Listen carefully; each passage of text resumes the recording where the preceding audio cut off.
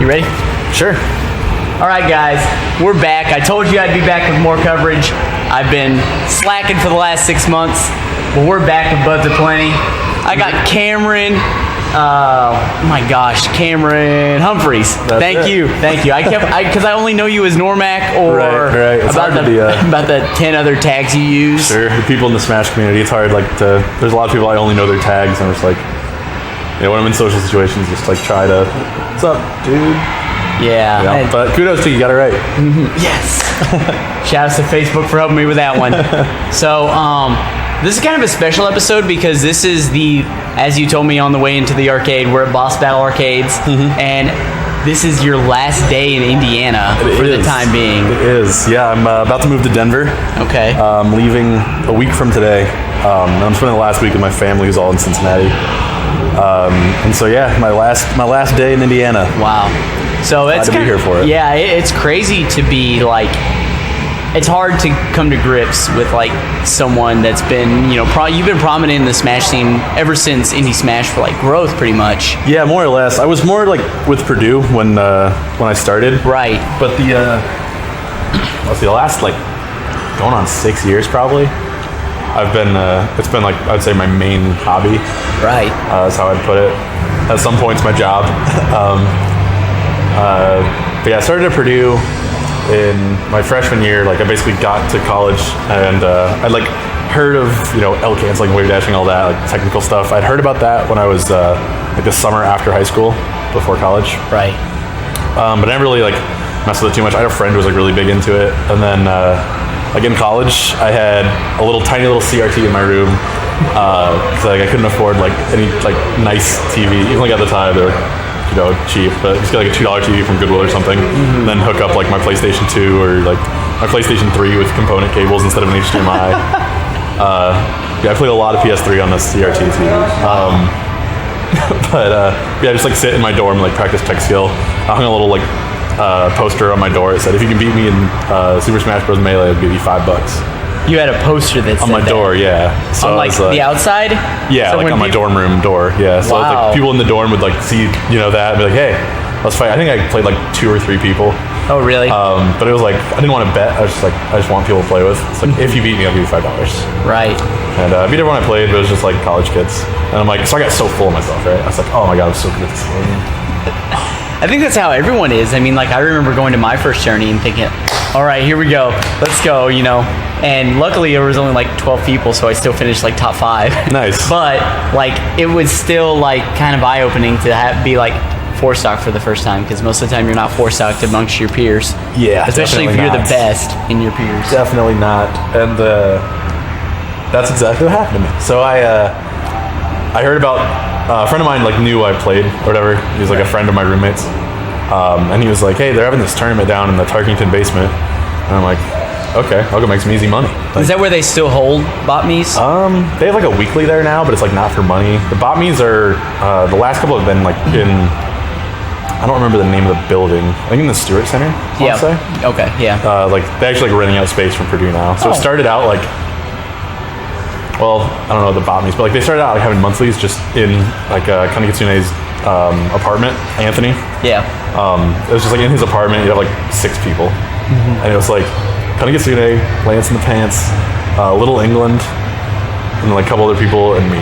And I was just like, I just started playing the game when they were like, really high level, like way higher level than me. Right. And but how I met them is through this Tark tournament I was talking about. It's like, yeah, I'll go down to Tark, I'll go make some easy money for sure. And I get down there, I'm like, oh, these guys are moving kind of quick. And then I was like a little bit nervous. I'm just like, okay, well, I'm gonna mess them up. And so I go in, and my first match was against Jason England, Little England, and he 4-stocks me with Young Link on Battlefield, I want to say. And that was my first ever tourney match, and I'm just like, oh, I got a lot of room to grow in this game. And so I was like really excited about it. Like, holy cow, I can learn so much. Like these guys are so good. It's like awesome to find people like that. And then I played my first game against Lance, and I'll hold this to the day I die. I took my first friendly against Lance. But like he was clearly just like messing with me. Like he was like trying to not scare me off. Because like I talked to him for a little bit before he played, and he's like, oh, you got like some tech skill and stuff. Like, you know what you're doing a little bit. And like you guys are so much better than me. He's like, oh, no, let's play some games. And then I took a first friendly, but like he claims that he didn't let me win, but I'm like 100% sure because he's like always been better than me. You know what I mean? Like right. The gap has like shrank the longer I've known him, but it's still like a pretty solid gap. Yeah, and that's honestly a very, like, those names alone, that's a strong community to come into for like your first like group of people to come into. And there's like Kells and O'Reilly would come down to weeklies sometimes, like usually the monthlies, because they would take like money from the pot for the weeklies and put it towards the monthly. So like attract like Chicago players. So you had like a 10-man tournament with Kells, kind of Kitsune, Little England, and Lance in the pants. It's like, okay, sure. So I'm going 0-2. It's just who am I losing to? What about that time? Like, what year would that have been? Would that have been like 2011? 2011 when I started playing. Right. Let's see. Apex 2012 was the I think the first tournament I ever watched like live on Twitch. Right. And so it was like end of 2011, started 2012. It was like my second semester at Purdue. And then like time goes on, those are awesome guys. Like I learned a ton from them. I just loved hanging out with them. There's like really fun people. I'm like, all right, so it's not just a bunch of like nerds that are just, you know, like that was my thought going in when I first learned about the game. Like, I don't really want to be part of that. Like, you know, that sounds like kind of nerdy for me. Right. But then it's like I got to know people. It's just like community's so cool, and like all the people are really social because like it's such an old game that you have to be social. Like you can't like not have social skills because you have to actually physically sit down and meet with the people. And to get consistent practice, you have to at least either one be really good so that they want to play with you more, or just be like a likable person. Right. The combination of that being ideal. And so, yeah, I was just really surprised by the people that played Smash. I'm like, okay, sure, like, you know, I'll play some of this in college. Let's, you know, I didn't like fully dive into it right away, but I went to like most weeklies except for the ones I couldn't, where I was like a super broke college kid. But I didn't expect. But so about what the time did you really start to like? You said you kind of like mess around with it, went to the weeklies. Well, about what time in like your timeline do you think you really started to take it serious? I don't know if I've ever like taken Melee really seriously, like super serious. But there's like I definitely like got more. I had parts where I like played a lot more and like actively was like trying to get better. I would say. So I dated this girl freshman and sophomore year of college, and then we broke up the summer after my sophomore year. And I think after that happened, because she was like also not like super cool with it. Like she was fine with it, but it wasn't like her favorite thing about me that I played it. It wasn't? No, she was, I mean, like she was, you know, a great person. We weren't right together or anything, but she was like never really super on board with me playing Smash. Wow. She would never like, you know, she was like mad about it. She's like, hey, let's, you know, this weekend, are you going to a tournament again this weekend? Like, can we do something else instead? You know, like, but I mean, I was never like asking for support on it. But then after we broke up, I'm like, well, and I try to focus on like, anytime I go through a breakup, it's like, all right, well, what can I do now that I couldn't do before? Because I want to do that like as much as I can, you know? Right. Like, I think that's like healthy for me, as long as it's not like, I don't know, something detrimental. Right. Yeah. Right. So I'm like, I'm just gonna play the hell out of Melee. Like I'm gonna get so good, like distract my mind, like keep myself occupied. Like I'm gonna play a lot of Melee. And so, like as soon as I got back to Purdue after that summer, I jumped pretty hard into it. I actually, I know that was senior year, but going into junior year, like I had my own apartment for the first time ever, like off campus with a couple roommates. I'd always been like in the dorms living with my parents, like all the way up until there, and so it was like, you know, a little bit more like freedom like that, I guess, kind of like financial freedom, like making my own decisions more, and like I had like really long hair when I was in high school and going into college, first 2 years of college. I had like long hair and glasses. I never wore contacts, but I still like kind of don't sometimes, but if it's like I'm going out or something, I will. But I cut my hair off. I got like a buzz cut, and I've got contacts for the first time in the same day. And I came home, and my roommates were like, I didn't want to talk because I knew to give it away. I'm like, I want to see if they recognize me. And they had no idea who I was for like a solid 5 minutes. I just like walked in, and I was like, just kind of stared at them like, can we help you? Like, what the hell? And they just like started like asking me to leave and stuff. I'm like, dude, it's me. I just chopped my hair off and got contacts. And I was just like, I don't know. I was doing a lot of stuff that I just like, I just felt like I never really had the courage to do before. I don't know, but Melee was a big part of that. I wanted to play a lot of Melee. And that's where I started like getting good. And it's also when like Anthony, I was kind of kissing Anthony, and Jason, Little England, It's when they like graduated, or I guess Anthony was like not as active, but it's like when they were leaving, and so it was pretty much just Lance and The field. Yeah. I mean, and so I'm like, all right, I'm gonna really like get in this. I'm gonna like get on the power rankings and stuff. And so I think Jason was still there at the time. I think it was Jason was first, and then Lance, and then I want to say it was. I'm gonna get this wrong. I think it was Timer Bomb. And then it was Brian Carmichael, Mentaculous, and then me. I want to say, but Mentaculous might have left by that point. Wow. No, because we played the ladder matches in my apartment, so he would have still been there. And so I went from like my freshman sophomore years being just like absolute, like I never won a game in tournament for like a year, and to like being top 5 at Purdue, which at the time was like a pretty big deal for me. I'm just like, all right, like I see my work like giving me improvement, right? Right. But at the same time, I was like kind of getting in my head, which is like so dumb in hindsight, but like that's like such like a not, I don't know, it just like doesn't seem like very much of an accomplishment now looking back, but at the time it was pretty big for me. Right. But I mean it was mostly just because people left, but but I was like getting in my head, I'm just like, all right, I'd go to like Indy and people would know who I was and stuff. I went to like First Date, was my first tournament outside of weeklies. That's a lot of people's first tournament, especially here in Indiana. It was a hell of a tournament. Yeah. One that I was not actually there for. Really? Really, yeah. Dang. Yeah, that was my first tournament that was like not a weekly in Anthony's apartment. And then I beat 0 in PM, and I was just like, holy crap. And like I was like really feeling myself, and I'm just like, all right, look back at it, I'm like, I'm in this for the wrong reasons now, I think. It's like I was always all about it, just like, let's have fun, let's meet people, that was the whole reason. I didn't want to do it, but I wound up competing because the social aspect of it, right? Right. So I'm like, all right, I'm in this for the wrong reasons. It's like I've strayed from the path.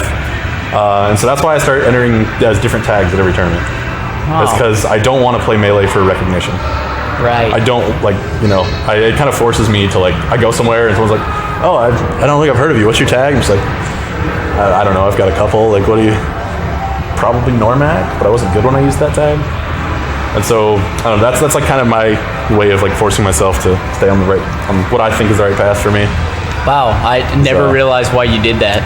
Yeah, it's also just fun to like enter as a bunch of tags. Right. What are some of your ones that you really like stick out? The one there's a couple that I get called the most. So I think the best way I describe it is like the ones that other people have like continued to call me afterwards. So there's the Big Dig Daddy from Cincinnati. Right. Yeah, I've heard that many times. Yes. He's undefeated. Undefeated? He entered a PM tournament at Boiler Frag. Beat Amita for grands. I took a 2-0 to Amita in grands, or two sets. But it's like PM. But yeah, and actually they had to announce it over the loudspeakers at the tournament, like the winners. They were announcing like the tags of the winners, and I got them to announce the Big Dig Daddy from Cincinnati on the intercom at Boiler Frag, and I was just like, let's go. All right. Some other ones. So when I was one night I was playing nothing but Dr. Mario. Dr. Mario's like one of my better characters. I play him a lot. I think he's a lot of fun, but I mostly play him when I'm drunk. Because like I don't have the tech skill to play Space Animals or like the awareness to play Ices. Which you would say those 3 are probably your best characters. My bird might be not as good as my doc. It's definitely Fox Ices or my 1 and 2 in that order, and then it's either bird or doc for 4th. Right. And then after that, I'm gonna play a lot of characters. It's either I've been playing a lot of Marth recently. I think my Marth's getting pretty good. It's probably my Marth. If not Marth, then it's Young Link. Then after those two, it's Falcon, and then probably my Sheik before my Pichu. But my Pichu might be better than my Sheik. And then I've been playing a lot of Luigi and DK now. Like my DK, I beat Tanner in a money match with DK. If you know Tanner from Purdue, the TO, the Peach player. Arguably the best Peach in Indiana. Peach main in Indiana. Yeah, because a lot of people play Peach in Indiana because you have Homestar, who's now mostly playing Fox. Yeah. You have... I've only got to play him once, and it wasn't his Peach. Onisser. is Oh, going yeah, he a started lot. playing Peach. Yeah, I he's forgot going. about that. He's had Peach for a while. A lot. Mainly, he had it for like the Ices matchup. Makes sense. but- Honestly, as an ICs player, like, it's not a hard matchup to just play the character just for like the Mewtwo King strats where you just play Peach for ICs. Like that's fine. If I was an ICs main, I would just play Puff like for Peach. Yeah, that would be. I don't understand why anyone solo mains Ice Climbers. I really don't get it. Yeah. Peach is such a bad matchup. Yeah, I mean it's amazing to know that only one Ice Climbers has ever taken a game from Armada. Like, Yeah. granted, Armada is Armada for a reason, but like, you even go back and watch that match, like, the patience it takes. Have you seen the? Yeah. Chu, and he, like, the patience it takes to win that game, it's undoable, like, on a consistent level. Yeah, it's like, I don't know. At Armada's level, I legitimately think it's an unwinnable matchup. Right. I don't think Armada will ever lose to an Ice Climbers player. Like, as far as losing a set. Right. I don't think so either. I think I've made more than a couple bets on that, like outstanding bets, which really don't do me anything because like because like I'm never gonna win. yeah. I need to rethink my strategy. But yeah, I don't think Armada will ever lose to Ice Climbers player. But at the same time, like, Chudat should just learn Puff versus Peach because that's like almost just as bad. Yeah, it's pretty bad. I think it's crazy enough that the character that's giving Armada the biggest trouble is Marth. Granted, he picks off of Right. Peach. He plays Fox for Puff, but yeah, I think Marth has like the best matchup spread against his characters, like his character pool. Marth does? Yeah, like I think Bird has the best matchup against my character pool. Right.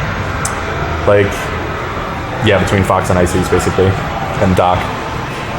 And Bird Right. himself. Like, I'm really comfortable against Marth. That's like my best matchup. So like when I'm like not playing as well against Marth, I'm like, okay, today's not going to go well for me. Right. But I'm really good against Marth. I'm like getting a lot better at the Fox Ditto. I've always been solid against Peach, or against Sheik, I mean, because we had so many Sheiks at Purdue when I was like learning. Right. So my punish game is basically developed around fighting Sheiks nonstop.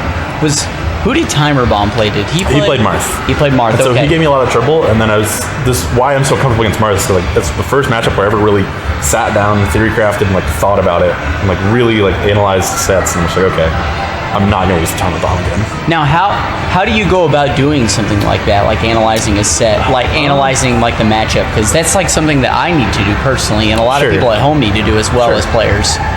So it's definitely like you don't want to find top players playing against top players. I think if you're like my level or below, at least, you don't want to watch top players play against other top players because there's stuff going on that you're not like ready to incorporate. Right. You want to watch the top players beat the tar out of bad players or like mid-level players. Okay. So you can see like, okay, here's what they do. Like, you know exactly what their opponent's trying to do, and you know that they know what their opponent's trying to do, and you see what they do to beat it. And you try and find that for as many situations as you can. It's like, okay, if it's like a laser campy Bird. Also, so I can't say Bird's real name, or I have to do 10 push-ups. That's my New Year's resolution.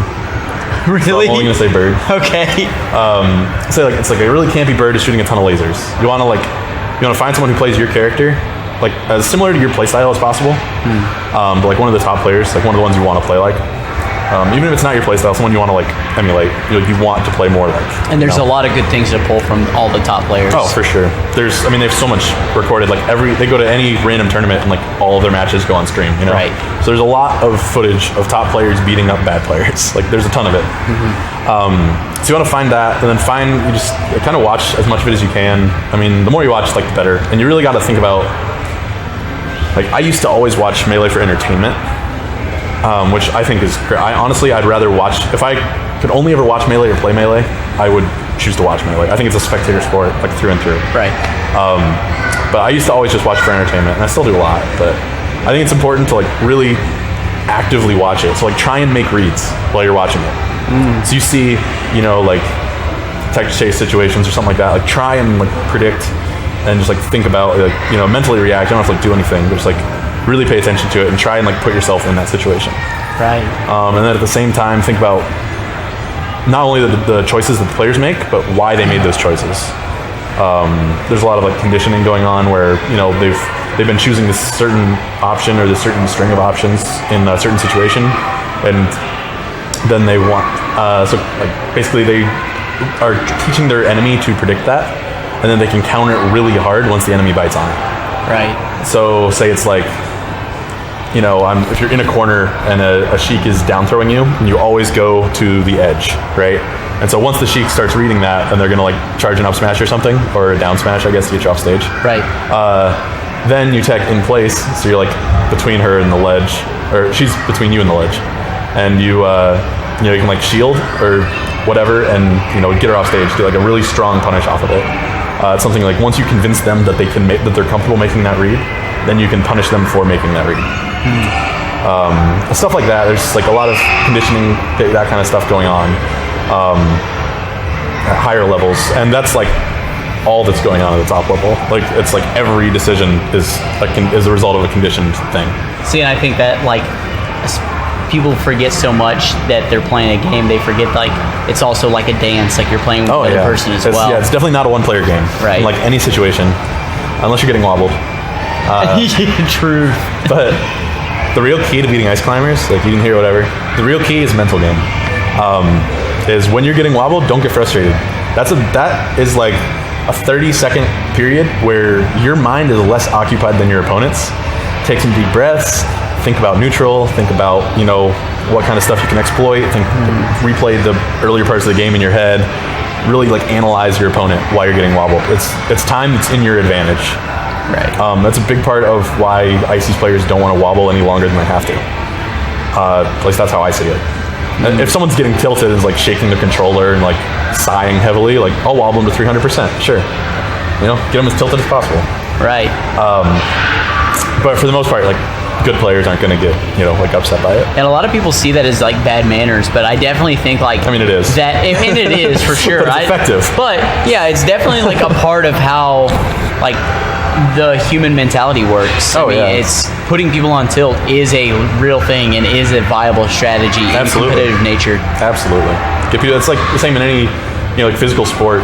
Just like getting your opponent frustrated, like getting them to make a mistake. I mean, that's very. They don't think clearly when you look at like football or basketball. If you're very hands-on and you're very like bumping and very physical with how you like play defense, right, they're going to get mad and they may do something as drastic as shove you, which is an injection. Right. So I mean, like it can be as mind gamey as that. Absolutely. Even again, like in football, if you're on like offensive defensive lines, like if it's something where you're just like outpowering the guy and you like convincing him to like really give it all his guys, like really just like try and just push through you, then you can exploit that. If you know he's going to just try and overpower you, you can take a strategy that routes around that. Right. Or something like there's a lot of stuff you can do once you're confident of what your opponent's going to do. In Melee, no matter what they're going to do, if you know it's coming, you can beat it. So, interesting we got to this point about talking about physical sports compared to Melee, and you mentioned that Melee is a very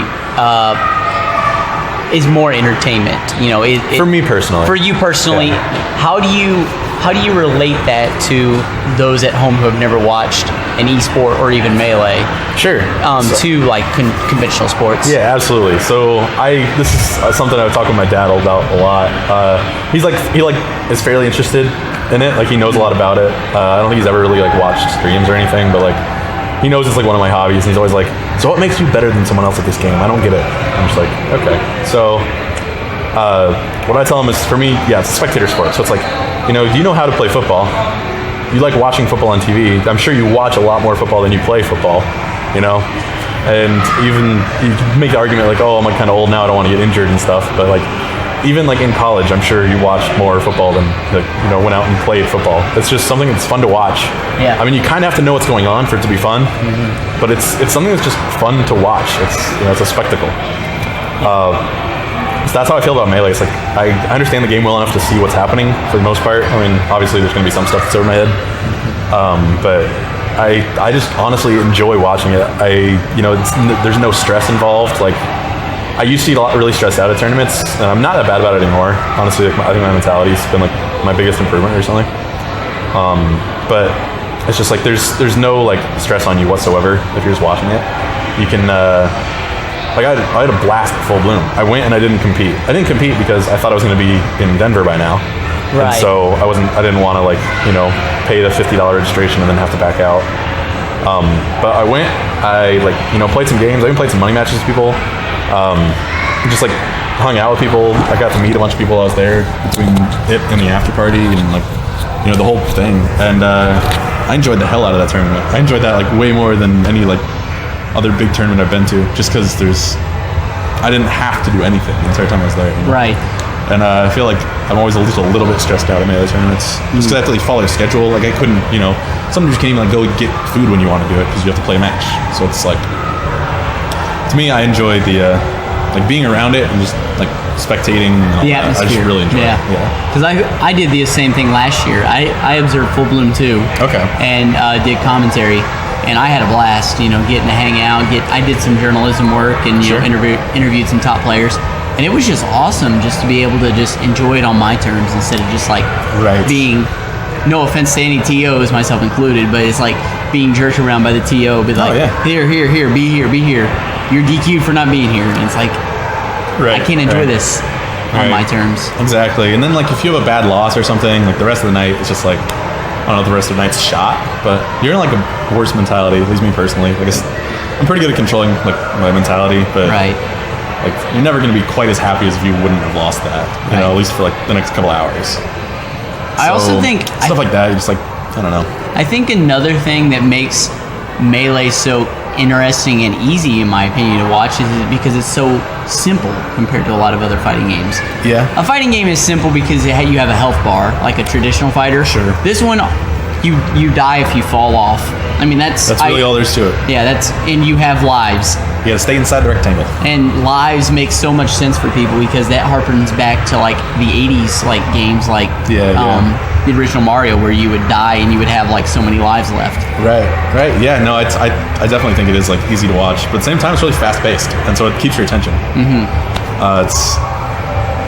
My favorite comparison. Definitely a lot of fun to watch. My favorite comparison to like draw it to is I compare it to like MMA. I think because I think each like character is a different fighting style, but each of those fighting styles or characters can be played in different ways as well. Right. That makes sense. I think like you look at a character like Ice Climbers is very grapple heavy. Sure. But like a character like let's see, a character like Falcon is going to try and just go for like reading your opponent. Fox is very aggressive, but can also be very slow paced, very campy. Right. So I mean, I think that I can see the comparison there. Yeah. I don't watch too much MMA, but just from the base level thinking about it, yeah, definitely. So with you moving to Denver, how do you think your competitive nature in the Smash community will translate to? I've been thinking about that a lot recently. As far as like a big part of my move to Denver is like kind of starting over for me, I guess, like socially. It's just kind of like going out to a place where I want to be, doing a job I want to do, and having a good time while doing it. A big reason I want to move to Denver, I was trying to either move to Denver, Portland, or Seattle, because I just want to be near mountains. I want to be somewhere where I can go hiking. So that's like a big thing for me. It was a big part of my trip around the country. I need to be near mountains. If you see mountains on the horizon, I just get like some endorphin rush, and I have yet to be sad around mountains. And so I definitely want to make that a larger part of my life. Probably learn to ski and stuff. I mean, like I snowboarded when I was a kid, but I never really got that into it. But this is like the best place in the country to do it. So probably gonna pick up either snowboarding or skiing, and I'll still play Melee for sure. But I think it's gonna be a smaller part of my life than it is now. I'm definitely going to use it, for lack of a better term. I'm gonna use it to kind of like make some friends when I get out there, kind of branch out socially with it. Almost networking. Yeah, exactly. Kind of like, again, why I like Melee in the first place is the social part of it. It's neat, a great way to meet cool people. So I'm going to take that to full advantage. I already know a couple players out there. Like I met some people at Full Bloom. I met Phazon comes to mind, he's a Samus player. I know a couple people from my trip. I stayed out there for like a weekish. I got to meet a couple people, some pretty cool people out there in Denver. Like that, when I went out there for job interviews, I went and played some games with them. Right. It's like, hey, I'm gonna be in town. Let's go get some food. Let's go play some games. That's awesome. But I don't want it to be, I think, as big of a part of my life as it is now. I think for me in Indiana, there's like my hobby options are limited. Right. So I'd really like to get into like astronomy and stargazing, like get a nice telescope and like track all that stuff. I think that'd be a lot of fun.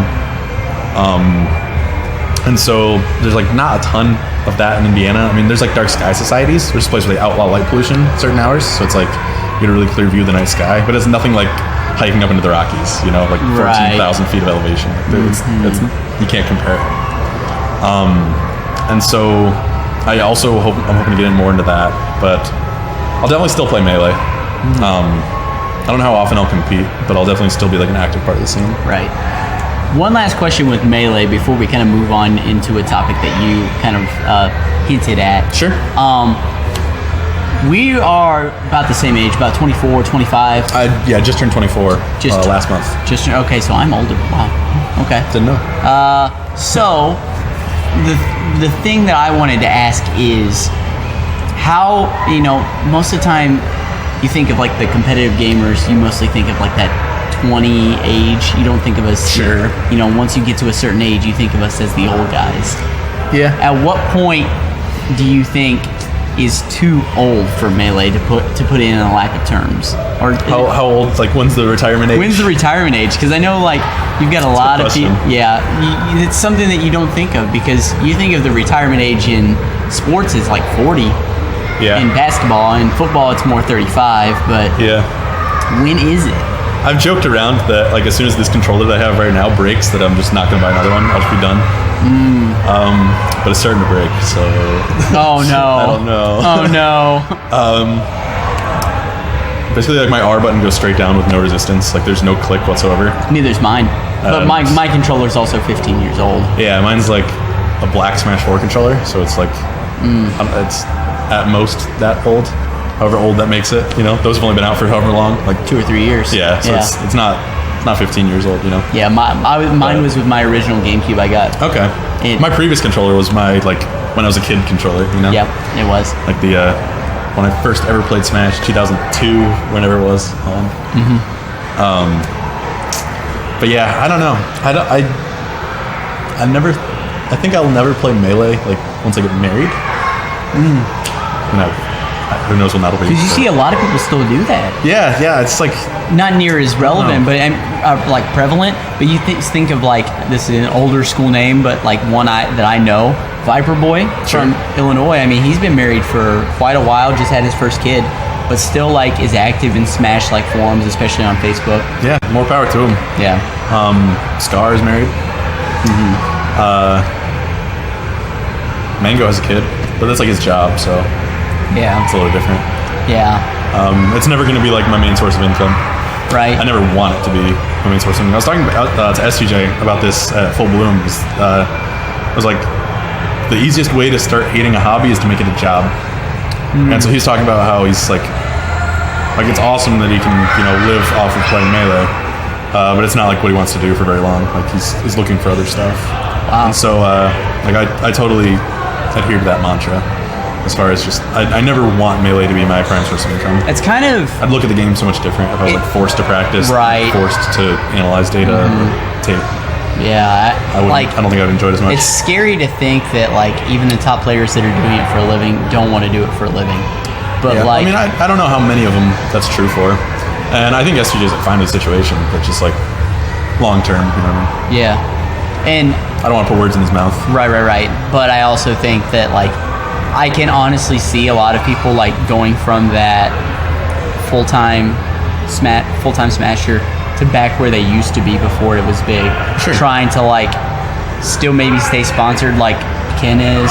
Sure. Ken is still technically sponsored by Liquid, does his own streaming, but I don't feel like he's like one of those players that like you see at every tournament, like on the grind all the time. Right. So makes sense. They could always like. I think it'll be interesting going forward because we might get to the point where it's like how like traditional sports are now, where it's like you play for a while and then a couple of the top players will commentate, Right.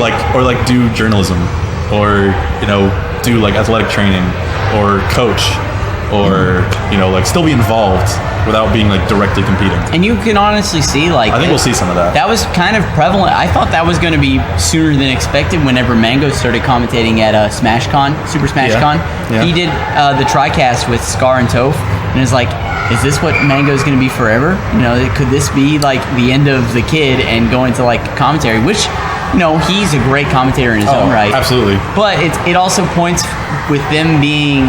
With this being like almost like a tennis-esque sport, they don't have to like retire fully and then like have to search for a free agent team. They can just enter whenever. That's also true. Yeah. So it's kind of like show up in a tournament. They can be retired and just like enter randomly and like throw everything off. So it's kind of a cool aspect. That's true. So yeah, Melee is a unique aspect, and we're getting to like that point where we have to think about those things. Yeah, it really is. We have to think about players in their prime. We have to think about players in their lifespan. We always used to think about the lifespan of the game. Now we're thinking about like the lifespan of the players. Yeah, that's cool though. That's a good problem. Yeah, that's a good problem to have. But then it also creates the problem on not on the first end, but the other end as well, where you have the growth of rookies, the growth of the new players. Absolutely. And you have to watch like the old players fall, but the new players take their place. Like, you have young guns like Cyrox in Denver. Cyrox in Colorado. I don't know if he's in Denver or not. I know Cyrox in Colorado. Face Roll, West Coast and Chicago. Cal's best in Cincinnati. He's like 14. Yeah. You have Squid, who's a relatively newer guy out in California. I don't know much about how long he's been playing. Yeah, but he's become like a name more recently. Mm-hmm. And Cyrox has been playing for like 5 years, I think. Yeah, he's been playing like as long as me. Rick's, but he's just Rick's young. 19. I hate to always throw Rick's name around, but is he 19 still? Yep. Oh man. So you've got young talent that he's very mature for a 19-year-old. Right. Anyway.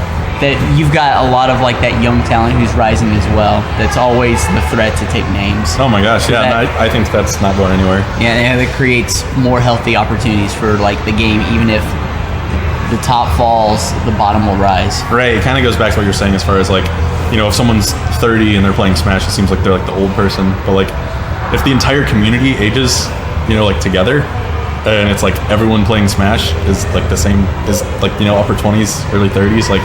And that wouldn't be the case if we just like didn't have any new players coming in to like backfill that age of player, but it'll be interesting to see like when people start like tapering out. Right. But yeah, I don't know. I don't think I'll play in my 30s. I doubt it. Yeah. But who knows? It's hard. It's hard to even imagine. It's so prevalent in both of our lives. You more so as a player, and me, as a community member and I try to focus on commentary. Sure. You're a much better player than I am, so I played a lot more than you, I think. Right, yeah. So it's gonna be hard to imagine the day when I just like hang it up. Yeah, I think it'll be like gradual for me. I don't think it's gonna be like a one day like, all right, that's it, I'm done. I couldn't do it. It's gonna be like 3 years go by. I'm like, wow, I haven't played Melee in 3 years. When did that happen?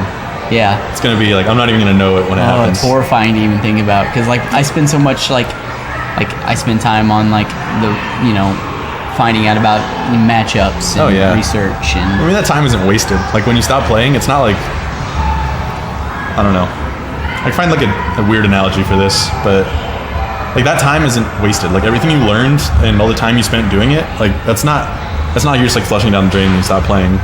Right. It's like you spent that time learning about those things and doing it because you enjoyed doing it. Right. It's entertainment at the end of the day, no matter how you look at it. For sure. It's entertainment. Mm-hmm. As long as it's not your job. Then it's a job.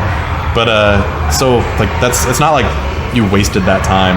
And you learn about yourself through it. Like honestly, you learn like how you learn. You learn how you handle stress.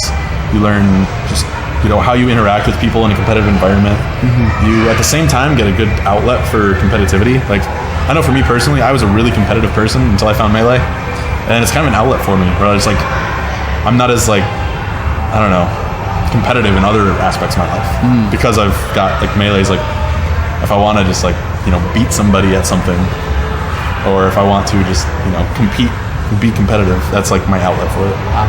Like I used to be like really competitive about like grades in school, and I was for like majority of my college career too. But like melee definitely like was a pretty clear cut in that for me, just personally looking back at my life.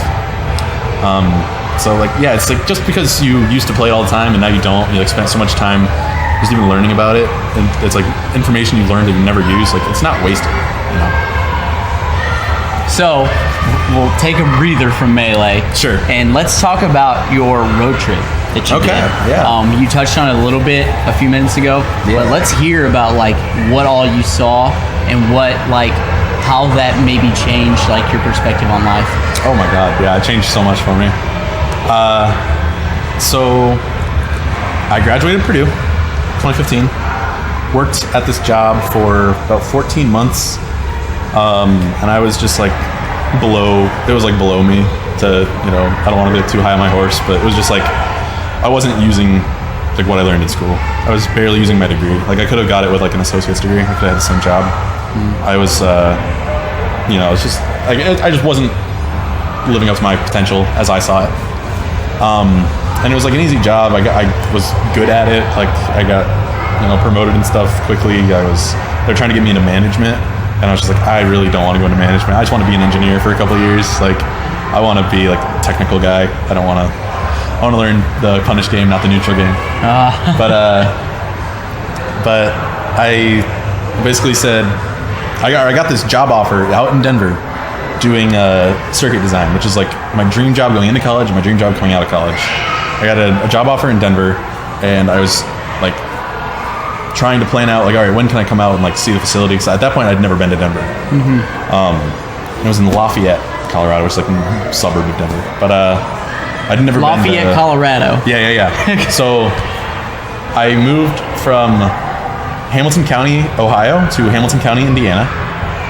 I went to Forest Hill School District, and I was living within range of Forest Hill Elementary.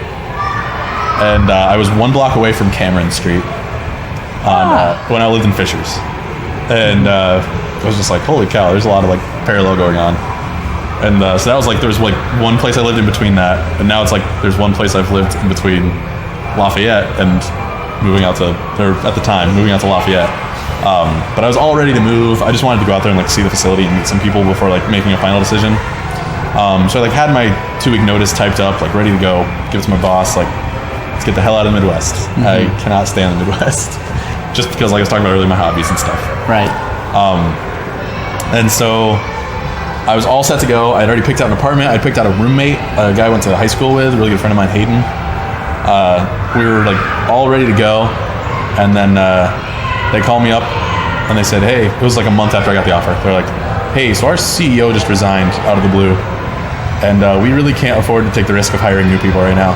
And I'm just like,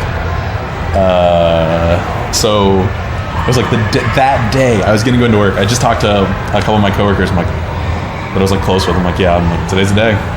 Put in my 2 weeks notice. And like that morning, they sent me an email saying that they didn't have the offer anymore. Like they were resending the offer. I'm just like, well, crap. I've like seen the other side. I've seen the job I would enjoy more doing in a place I'd rather live. And I know it's out there. I know I can do it. And I just like never was the same after that. I worked there for about another 4 or 5 months, basically saving up money. Because from like my junior year of college, I did internships, and I lived in Columbus, Indiana for a little while. Right. And then with my job at Acquire Automation, maybe I shouldn't say their name, but regardless, I traveled a lot for the job, and that was honestly my favorite part of the job. I got to spend a month in Italy. I got to spend a month in Kansas City. Wow. Met a lot of people in Kansas City. Kansas City has, like Lawrence, Kansas, where University Kansas is. Jayhawks. They've got a really cool Smash scene. Shout outs to all them. We got to spend some time there, and like just met a lot of people. Whenever I was in an airport with a layover, I'd go to like an airport bar and just be like, hey, where are you from? Where are you headed? What's your favorite thing about the place you're from? What's your favorite vacation spot you've ever been to? I just start writing them down. I was just like, oh my gosh, these guys have like, I was just making small talk at first, but I was like, these guys have like really cool places that they sound like I need to go here. Like this sounds awesome. But I found out it's like a bunch of that through meeting people. There's really cool places that I needed to see. And I was planning to make this trip when I graduated college. I mapped out, I'm like, all right, I'm gonna do a trip like a month or something. Do like a trip around the country and hit like, there's like 10 things I wanted to see at that point. And then fast forward like 2 years, and I was at this job, and I'm like, I can't stand to do this job anymore. I'm just like thinking about this other job I was supposed to be doing right now, and just like couldn't do it. I just couldn't do it. And so I was basically trading mental health for happiness, or mental health for money. I'm sorry. Right.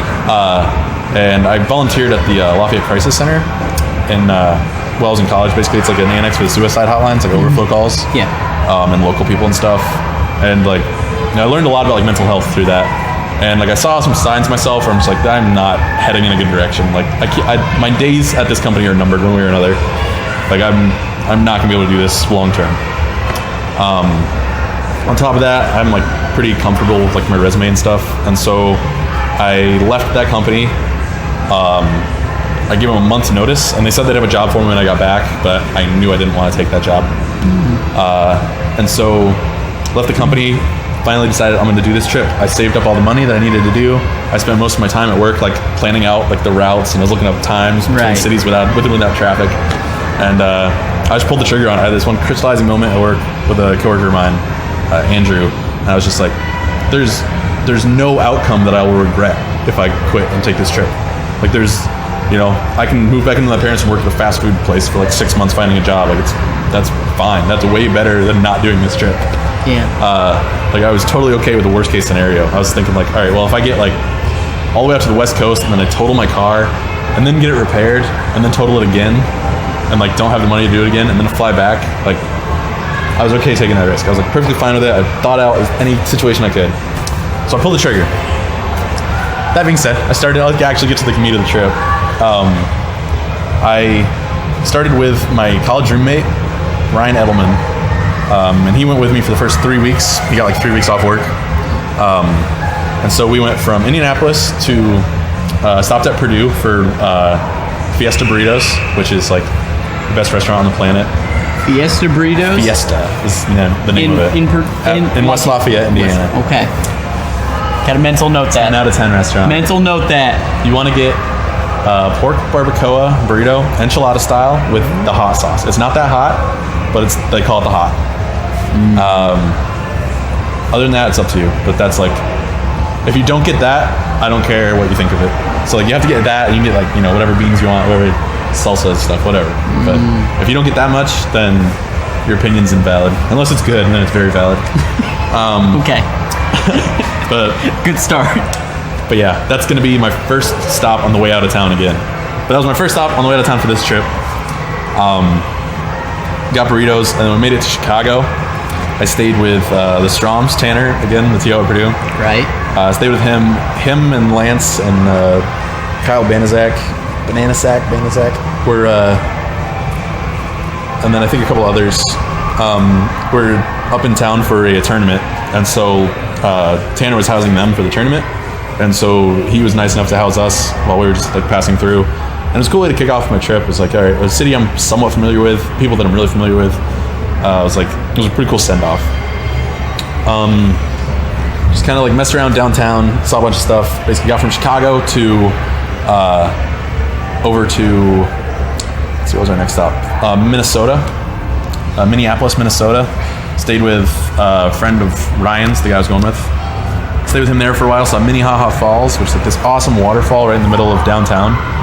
It's like super well kept and like clean and just absolutely awesome. That was I had a Life Straw, which is like a little like filter they use for third world countries for like water.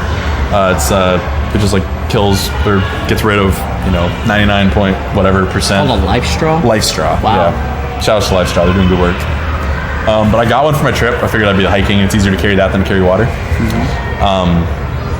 And so that was the first place I used it, was Minnehaha Falls. And I started, I'm like, all right, I'm going to take a picture of everything I drink out of and be like, I drank that water. So I've like got an album of photos on my computer right now. I drank that water. I drank that water. I drank that water. But that was the first one. And then, let's see, what else did we do? We went to the new Viking Stadium. It just opened up over there. Oh, wow, yeah. So they were doing like an open house. So we went to that. That was pretty cool. walked around downtown a lot. Went to some cool restaurants, some bars. Went to Uptown. Met some cool people. Started telling about my trip. I was like, what else should I hit? You know, I'm still like, I had like a skeleton of where I wanted to go, but I was kind of just like, if I see something cool on the side of the road, like world's largest rocking chair or something, I'm like, yeah, let's do it. Why not? Yeah. I'm in like no schedule really. So basically it's like still taking information from people. But after Minnesota, went to Mount Rushmore was the next stop. Right. In South Dakota. Saw Mount Rushmore. I'd always heard it's really underwhelming. And I agree. You should see it if you're like driving through it, but I wouldn't make a special trip to see it. Okay. It's like way smaller than you think it is. But yeah, Black Hills, South Dakota is an awesome part of the world though. Why so? It's just like, that's where they found a bunch of dinosaurs. Like, I think the first T-Rex, maybe first and second T-Rex skeleton. Bench would know better than me about this. Right. Rocks. But yeah, but I think those were both in Black Hills. There's like 2 national parks there, Badlands and Wind Cave, which I haven't gone to. I haven't gone to yet, but I will. Just the geography is really cool. It's like rolling hills, and it's pretty cool. You have to be there. Right. But it's a pretty cool spot of the world. Like there's, I think, more reasons to go there than Mount Rushmore. I think Mount Rushmore is like pretty low on the list of why you should go to the Black Hills. Wow. In my opinion. And that's like total opposite of what people would think. Right, that's like the only thing, you know. It's like, what are we going to put on the South Dakota license plate? Real quick, small tangent. Do you think it's because of your perspective on mountains and hills? Yeah, definitely. Definitely biased. Biased. And I also don't really care about like, I don't know, national pride, or like, I'm not a big history buff, like stuff like that. Right. So like that's, yeah. I definitely have a biased opinion, for sure. Okay, cool. But so we camped out there. I spent a lot of time camping just to save money, and I wanted to be outdoors. I left in July 22nd. I left from Indianapolis, so it was like summer going into fall. Basically, I was going across the north of the country, and then in like the heat of the summer, and then I was going across the south in like the fall. So I was like kind of planned out to where it's, you know, good weather the whole time, which I got so lucky with actually. The only real place where I hit weather was like in Cape Cod, Massachusetts. But I'll get to that. Okay. So from Mount Rushmore, went to basically across Wyoming and Montana, kind of like on the border, out to Yellowstone. Ooh. Which is like one of the original things I wanted to see, was Yellowstone National Park. That was on your original skeleton. Yeah. Like when I was like a sophomore in college, I was like, all right, these 10 things I need to see someday. That was one of them. Sounds like a BuzzFeed list. Right, yeah. I mean, yeah. My life was just like a BuzzFeed list when I was early in college. If I couldn't go back and just talk to myself when I was that young, just like hit some sense into myself.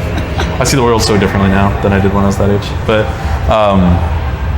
But yeah, so Yellowstone. But on the way, we stopped on Bighorn Mountain, Wyoming, which was awesome. I had no idea it even existed. We were just like, all right, let's drive to Yellowstone.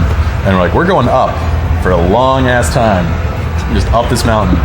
Like my car is like, all right, I think I can do it. My car is like, you know, in good shape. So I'm like, all right, yeah, let's do it. Let's drive over this mountain. Screw it. And I wound up camping there, like right on this river, and it was just absolutely gorgeous. Like you're just out in the middle of nowhere. The night sky was beautiful. It was pretty cloudy, but it's like the parts you could see is like, holy cow! I've never seen so many stars in my life. Absolutely. Incomparable. Like I was talking about, like stargazing is like something I want to get more into. It's just being out in the middle of nowhere at high elevation. It's a whole different world, man. You just like see the Milky Way and you just realize that you're just like, you feel so small. It's awesome. Another small tangent. As a guy who's never like really like camped, so was it like when you camped out on like the side of the road? So I'd like find a good place to park and then just like kind of hike up into the woods, pitch a tent. Sometimes we would do like camping sites. So you'd find like a state park or something. They have campsites most of the time. Right. Most of it was that, but there were a couple where I just like, you know, I can park my car here and I can just go walk in this flat spot, like relatively close to the road, like within like a half mile probably. So like I can get back to the road if I needed to, like if I like hurt my ankle or something. Right. You know. And I rarely camped alone, and when I did, it was like almost always on the campsites. Like on campsites. Yeah.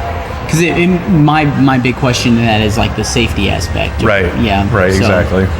And like when I first started, I'm like, whatever, I'll be fine, you know. And then like as like the trip went on, I was like, okay, maybe I should like take this a little more seriously. Like, it sucks to be like this far into the trip and have something happen. Right. Which is what I should have been thinking at the start, but luckily nothing happened, so I was fine. Yep. But a lot of stuff tried to happen, though. I'll get to that. There's a lot of things that I narrowly missed. Very narrowly missed. Actually, Minnehaha Falls, when I like walked up this really steep hill and I was coming down and I slipped and I was like this far away from this really sharp, like big rock that was just sticking in the ground. Like, so it almost like ended as soon as it started. I came down like on my knee, like this far away from it. It was like up there. I was like, dang, that would have sucked. Like I'd fallen like pretty hard. Like I definitely, like my knee was like a little bit hurt just from hitting dirt. Like from how fast I was hitting it. Like I definitely would have been like out of commission for a little while had I been like a couple inches to the side. But that should have been a wake-up call, but it wasn't. Because nothing is ever a problem until it's a problem. That's like people who text and drive, or like drink and drive. It's like you never think that something bad's gonna happen until it happens. That was I tried to write down like as many little tidbits of like things I wish I could have told my younger self. Like I kept a journal on my trip. I did like a page a day in a journal, and that was one of them. It's like nothing's ever a problem until it's a problem. That's like something I just never really like thought about it that way before, but. It's not like super profound or anything, but it's just like little things that I wish I could have told myself when I was younger. Right. Let's see. From Bighorn Mountain, did some hiking there, then got to Yellowstone. Spent 5 days in Yellowstone. Hit like everything on the map. Didn't do all like the trails because there's a ridiculous amount of them. Yellowstone National Park is like gigantic. I want to say like a quarter the size of Indiana.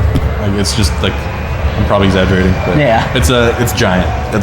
There's so much, like you can see it on a map of the U.S. like no matter how zoomed in you are. But there's like so much to do. There's a real wide variety of stuff to do. They have like hot springs. They have crazy big waterfalls, like bigger than Niagara Falls, but not as like far of a drop as far as like the gigantic waterfall.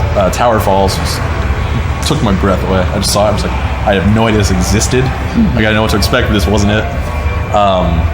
They've got like bison. I saw bison for the first time there. Saw elk. They are like raising elk while I was there. There's like farms of elk, which is kind of cool. And an elk and bison meatloaf sandwich. Ooh. Food was a big part of it for me. So I had an app called TV Food Maps, which I highly recommend. It basically tells you anything near you that's ever been on TV. Okay. So like Man vs. Food, or like Diners, Drive-Ins, and Dives, or like Bar Rescue, or anything like that. I need to timestamp this for my mom. It's awesome app. Because my mom watches all those. Okay, yeah. So yeah, this is like and there's more than those. Yeah, like, right. Like Ice Cream Paradise or something. Anything you see on the Food Network or like Discovery Channel or whatever those kind of things are. Right. But you find some awesome restaurants. And that was one of them where I got the elk and bison meatloaf. That was really good. But anyway, spent a lot of time in Yellowstone. Enjoyed the heck out of it. Met some people while we were camping. They were like an older couple. They were like, oh my God, that sounds so cool, this trip you're doing. Like, you've got to see Lewis and Clark Caverns. It's on your way to Glacier, which is our next stop. Like, that's maybe a half an hour out of your way. Well worth the trip. And so we're like, okay, sure, let's do it. And so we left Yellowstone after we'd done like a full day of like hiking, like sightseeing in Yellowstone. We're like, all right, well, we could camp here and then get a start in the morning. Like, let's just get there. Like, we can get to Lewis and Clark Caverns before it's like super late. Like, it'll be dark, but before it's like, you know, midnight or something. We got there like 10, I think. But like, all right, we can get there. And so we did. And there was like no campsites that were open anywhere near it. And I was like, oh gosh. Like, Ryan was a little bit less adventurous than I was as far as like camping, outdoorsy kind of stuff goes, I'd say.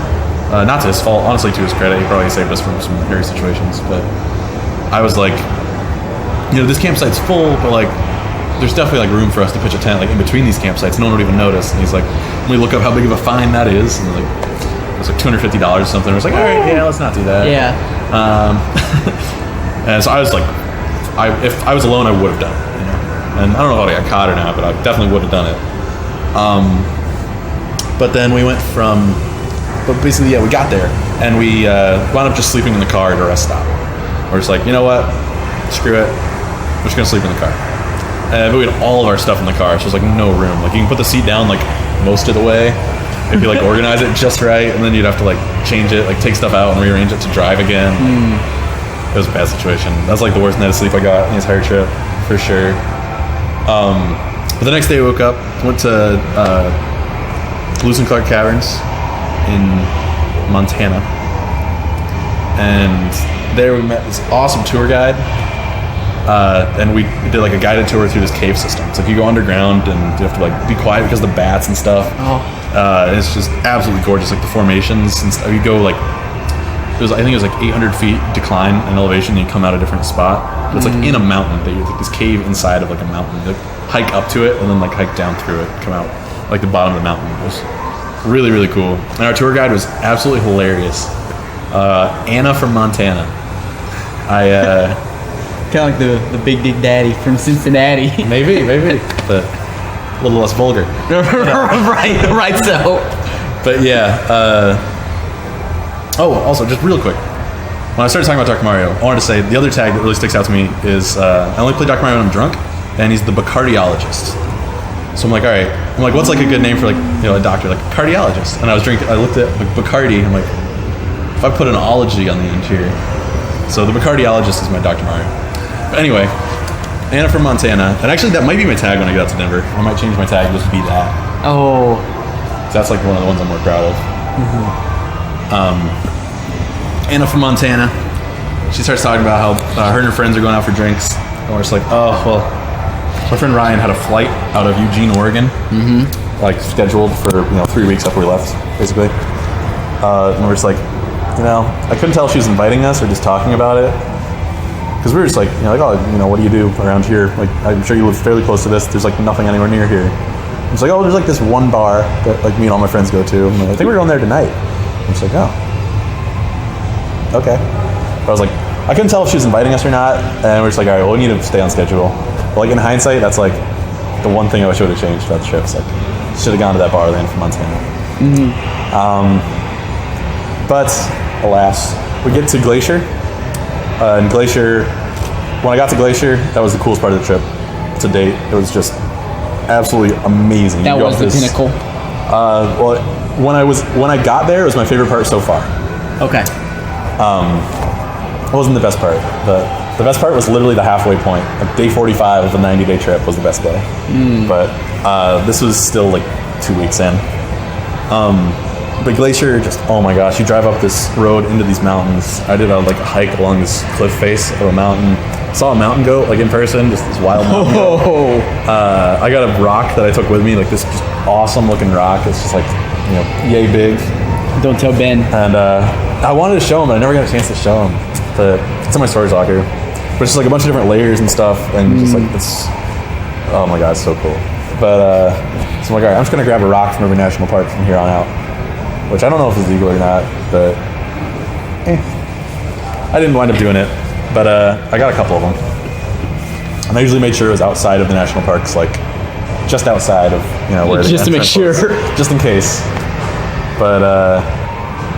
But yeah, it was just absolutely awesome. We spent the night at a campsite in Glacier, or just outside the park. Pretty much like that time of year, you have to book like weeks in advance to get a campsite inside of a national park. But Glacier has these cool like hiking or camping trails, where it's like a 20-mile trail that you can just like camp anywhere along it, and just like take however many days you want to do it. I'll definitely be back to Glacier. I want to see the nice guy from Glacier, so I didn't get a chance to do that when I was there.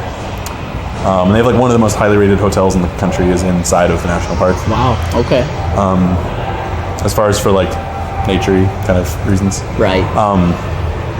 But yeah, that's just go to Glacier if you get the chance. It's the Montana border with Canada. It's like northwest Montana. Okay. It's amazing. So go from Glacier. Next stop is Spokane, Washington. Okay. So go through Idaho. Just like the panhandle of Idaho, if that is the right term. The small part. The thin one. The thin part. Yeah. The handle. The panhandle. The handle of like, the pan. Yeah, it's like Oklahoma or Florida or Yeah. Panhandle, Idaho. I'm calling it Panhandle. that would be the correct term. But got through the Panhandle. I spent like, I think, 45 minutes in Idaho. Me and Ryan made a bet. I'm like, I think it's gonna be less than 45 minutes. And he's like, nah, it's gonna be more than 45 minutes. Put $1 on it. Got all the way through. I made it in less than 45 minutes. Got all the way through Idaho. But into Washington, went down to Spokane, which is where Gonzaga University is. Right. Okay. Shout outs to Gonzaga for almost winning the national championship. And a damn good game. What was that? Not last night, the night before. Monday night. Yep. I have an ex that goes there, and so she recommended like all these restaurants and stuff, and that was awesome. She's like, "Oh my god, you got to go to this park. You got to see these. You got to see this. You got to eat this place. Like you got to go to this bar." And so that was awesome of her. Had a great time in Spokane. Actually, only planned on spending a night there. Spent 2 nights and like a full day. Wow. Met some pretty cool people. Went like bar crawling with these people, and just had a great time there. It's an awesome place. There's like 75% of students like wind up living there after they graduate. Wow. And I totally see why. That's awesome. It's an awesome spot. How much does it, like you say you spent an extra day there, how much does that change your full schedule? So I still like stayed on schedule. I just like made up for it in other spots. Oh, okay. Like we had to get to Eugene by whatever it was, the 13th or the 14th. Because that's where he bought his ticket from. Yeah, so like he already had the plane ticket before we left. Like we couldn't miss the plane, you know? Yeah. We had to get there. That was like my first checkpoint.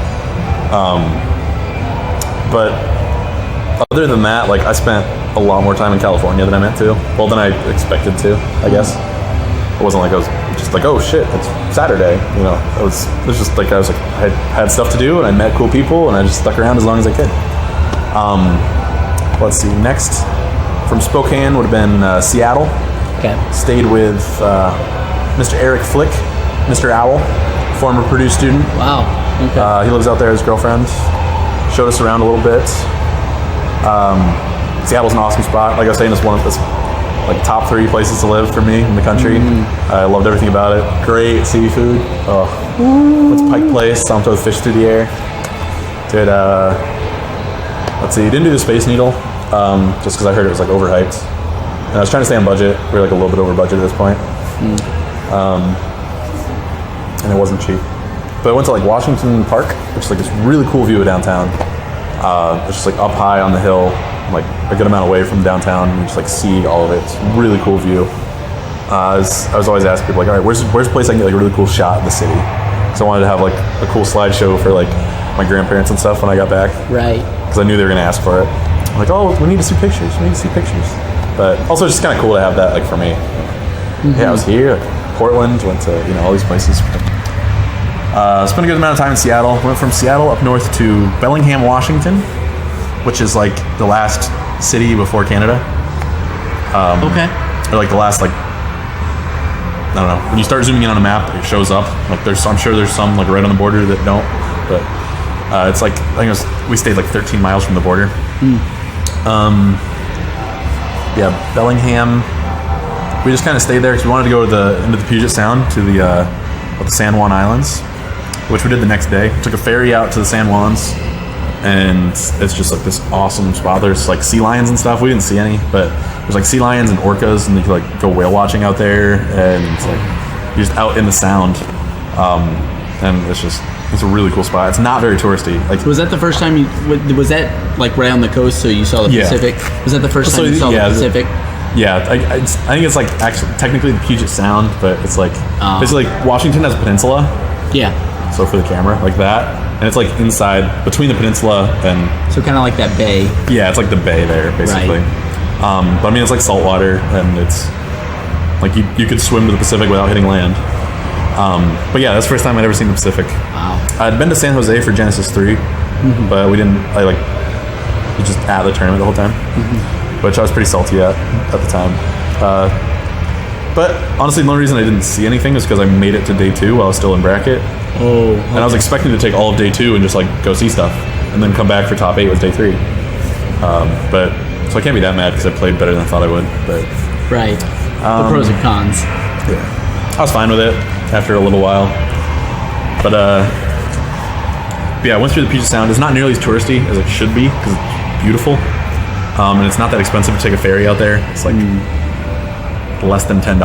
Oh wow, that's Like, super worth it. We didn't take our car. We just like parked the car and then took rode on the ferry out there and rode back. Spent a day out there. Yeah, it was awesome. Could not recommend it more highly. Wow. You can also like take a ferry. Like if you do take your car, you can take it out and then come back like at Seattle, or you can come back to a different spot than where you went out. We went like the northernmost point. Like we could see Canada from there. And then I forget the name of the mountain that's like near Vancouver. No, I don't know I forget what it is. Is it the one It's a that big erupted? No, that's actually in America. That's Mount St. Helens. St. Helens, yes. That's south of Seattle, north of Portland. Okay, yeah, gotcha. But so basically, we could see the mountain from our hotel, the one that was in Canada, and then like when we were out in the Sound, you can literally just like saw the border. It was like, okay. I wanted to go to Vancouver, but Ryan didn't have his passport. But like I never told him to bring it, so I wasn't mad or anything. Yeah, I mean, I'll get there someday. Yep. But we also were enjoying some of Washington's local fauna of flora, if you catch my drift there. But so we didn't want to like go across the border with that. But basically, go down from once we get through the Puget Sound, go back down like just through Seattle quickly because it's like on the way. Right. And that's where we started the Pacific Coast Highway. Was up in Bellingham. Okay. So the Pacific Coast Highway goes all the way down the Pacific Coast. Hence the name. Yeah. And it's just gorgeous. Like sometimes you're like you're up a mountain that goes straight into the ocean. You're just like on like a cleared off part of the mountain. Sometimes you're like a little more inland and you can't even see the ocean, but like for the most part you're right there. It's awesome. It's like one of the coolest drives in the country. That and the Blue Ridge Parkway in North Carolina. But yeah, started the Pacific Coast Highway there, and basically it curves around the bay, the Puget Sound, and then it goes up into Olympic National Park. Is that entire peninsula is a national park, and it's a rainforest. So it's a cold rainforest, which like I didn't know anything about it, but I'm like, okay, it's like on the way. I'm doing the whole Pacific Coast Highway. I might as well stop in. I've never even heard of this. Yeah, Like, so Olympic this type National of- Park. It's awesome. It's like all deciduous. What's the one? Evergreen. I'm not gonna get too sciencey. Yeah. Evergreen, because I'd be wrong if I did. Evergreen trees that are all like covered in moss and vines, like really thick moss, and it's just like it's a rainforest, all ferns and stuff. It's like so much plant life, and it's like because it rains there like all the time. You know, you think of Seattle as like a rainy place, Right. And it's like across the bay from Seattle, so it's even more rainy. But it's just it's so cool. It's so cool. It looks like where the Ewoks live in Star Wars, kind of. Oh, okay. But like Gives you more of a more moss. picture. Yeah. that I feel like covered in moss. It's just wet, more wet. Yeah. But Endor? I don't know. I'm not Endor, a Star Wars nerd enough. So Yeah, it's indoor. it's definitely a guess. All right. Good guess. But yeah, went from there down through basically to the Pacific Coast Highway, and then got in line with Portland, like northwest wise, in line with Portland. Learned the name of the city we were in. Went over to Portland. Met my friend Zach Schaefer out there. He lives out in Portland. Went out and just kind of relaxed. We'd done like a lot of hiking and camping and backpacking, so it's like, all right, let's just kick it in Portland. Go to some pretty cool restaurants. Went to like Voodoo Donuts is a big one in Portland. But like Powell's Books is like this awesome bookstore. We didn't get a chance to go to, but I went there since. Like I was out there for a job interview a couple months ago, or a couple weeks ago. And they've got the International Rose Test Garden, which is where like basically the weather in Portland is like ideal for growing roses. So botanists and genetic engineers from all over the world like try out new species of roses there. But it's like acres of just roses growing. And you can walk through it for free, and it's really freaking cool. Wow.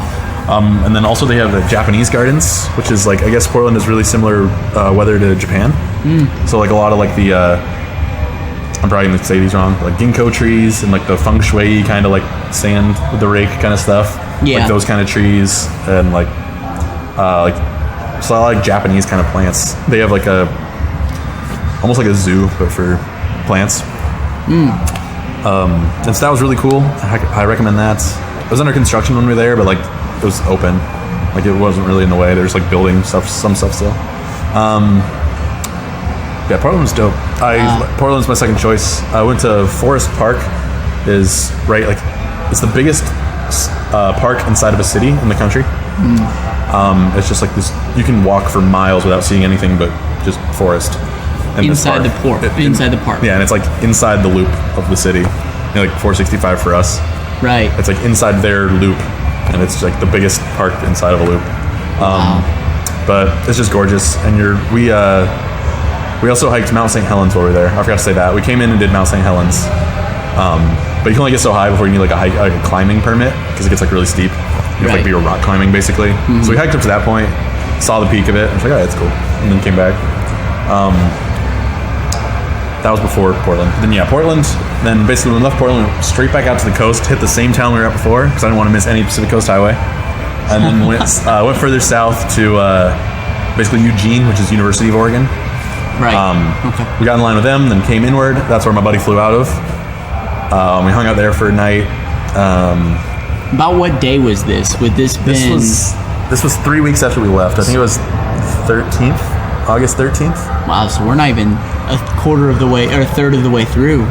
Yeah, but this next month goes pretty quick as far as the story goes. Okay. So if that's what you're worried about. No, I'm just curious. I'm just amazed that you've packed so much into those. I've told this story so many times too. Like everyone I know wanted to hear this story. But yet it doesn't feel like you've told it so many times. It feels like I'm like the first person that you've told this to. Appreciate that. That's what I'm going for. I don't want it to sound like rehearsed. It doesn't at all. Well, I also am like jumping around a little bit, but it's working. But, all right, cool. So to continue, drop off my buddy Edelman. He flies back. I'm alone now. I'm like, okay, I can do this. You know, I was a little bit over budget. Like towards the last couple weeks, he was kind of like done with camping. Like he had gotten his fill of camping. He, as I would say, is like saturated with that pastime, where it's like you can only enjoy it to a certain point, and then you're just like pouring water on a sponge that's like not absorbing anything. You know? Right. He's already saturated with camping, and so we wound up getting like a couple hotel rooms just because I was like, yeah, you know, it'd be nice to like have a shower. So that took you a little bit over. And budget. So I was a little bit over budget, right? Yeah. So I'm like, all right, no problem. I was planning to do this once I dropped him off, was sleep in my car. It's legal to sleep in your car in a Walmart parking lot or in a it's definitely legal there. It's legal to sleep in your car in like a hospital parking lot. Don't like quote me on that. This isn't legal advice, but I've read that that's true, and in my experience, that's been fine. So I stayed in a bunch of Walmart parking lots. Like you can always find like if you go to ones that are kind of near like touristy stuff. If you go there late at night, you'll always see like RVs and Winnebagos in the back of the parking lot, like in a corner. Right. And that's what they're doing. A lot of semis too. I have experience with that, where they would park and then sleep. Exactly. And so I'd just like nuzzle up between a couple Winnebagos, and I got the little like little silver things, like little fold up things you put in like your windshield to like block out the sun. I got 4 of those, and I put one in my windshield, one in the back window, one on like both sides, and then my trunk folds down, and so I had like a yoga mat that I put like I laid like with my feet would be in the trunk, and then my head would be like where the driver's seat would normally be, but I pull it all the way forward and pull it down, and then bring the trunk down, lay out yoga mat. I like fill in that void with like my clothes, and then put a pillow on top of it, and it was pretty comfy. Honestly, it was pretty cool. I live in the Hotel Mazda, or it's like the Maserati, as I call my car. Oh, that's a wonderful name as well. Drive a Maserati, but living it up in the Hotel Maserati. Yeah, I did that for like 3 nights. And I was about to do it. Well, I'm skipping ahead. So, anyway, from Eugene, back to the Pacific Coast. Went down, got into California, hit the Redwoods, Redwood National Park. Awesome. There's the tree you can drive your car through, which just fell over. Yeah. Since I've been there, it was blown over. But it makes sense, like a tree that's like carved out, like there's like nothing, you know. Right. There's no way it's gonna survive for like super long. Of course. Even structurally, it's a gigantic tree, so it's like a lot of weight on not a lot of base. But yeah, hung out in the Redwoods. I camped out there. I did some hiking, did some sightseeing. And this was all solo at this point? Yeah. Pretty much every night from here on out, like that I was out in nature, it was solo, except for the Grand Canyon. But I'll get to that. So yeah, I had a couple of cool pictures where I'd lay on my back, and I had a GoPro for all this too. Like all my hikes I took a GoPro with, so I have like good footage. But I like lay on my back on one of the fallen trees and just like look up at the canopy and took a picture, and that's like my background now on my computer. It's just like a really, really cool picture. Honestly, just like the trees go so far up and they're so big. It's hard to explain without like being there for it. Right. It's like, oh, they're big trees, but they are. Anyway, got through the redwoods and then got to like San Francisco, basically. So through Muir Woods, but I didn't stop there yet. I went through up to Sacramento. Saw the Capitol. It's like, it doesn't seem like a capital city, like at all. I think other capital cities are like that as well. Like you don't think of like Frankfort, Kentucky, yeah, that's being true. the capital. That's true. But it's like all deserty. Like, actually, the first tumbleweed I ever saw was in Washington.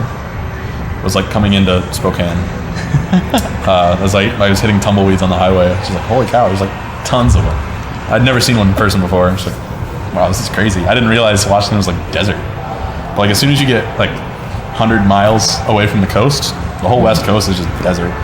Right. Like they don't show you that in movies. But I mean, you think like Vegas is like basically on the border of Nevada and California. So it's like, when you think about like Vegas, it's all like desert, you know. I think California's all that as well. As soon as you get away from the coast. Wow. But you don't even have to get away from the coast if you're in SoCal. Like, it's just desert.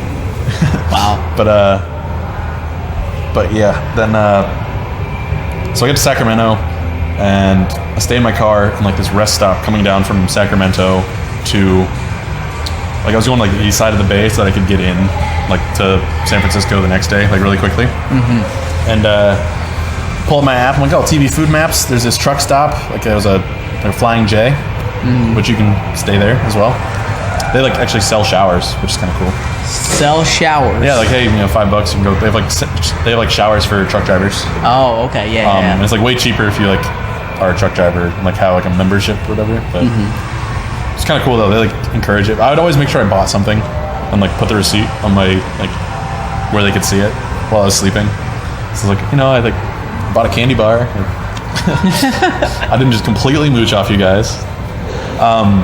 But stayed there, or I was gonna stay there. I parked my car there, and I'm just like, okay. There's this bar next door that was on TV Food Maps. I don't remember the name of it, but I was like, okay, might as well go there. I feel like it'll be a little easier to fall asleep in my car if I'm a little drunk. Right. And I could walk there, so I didn't have to like worry about that.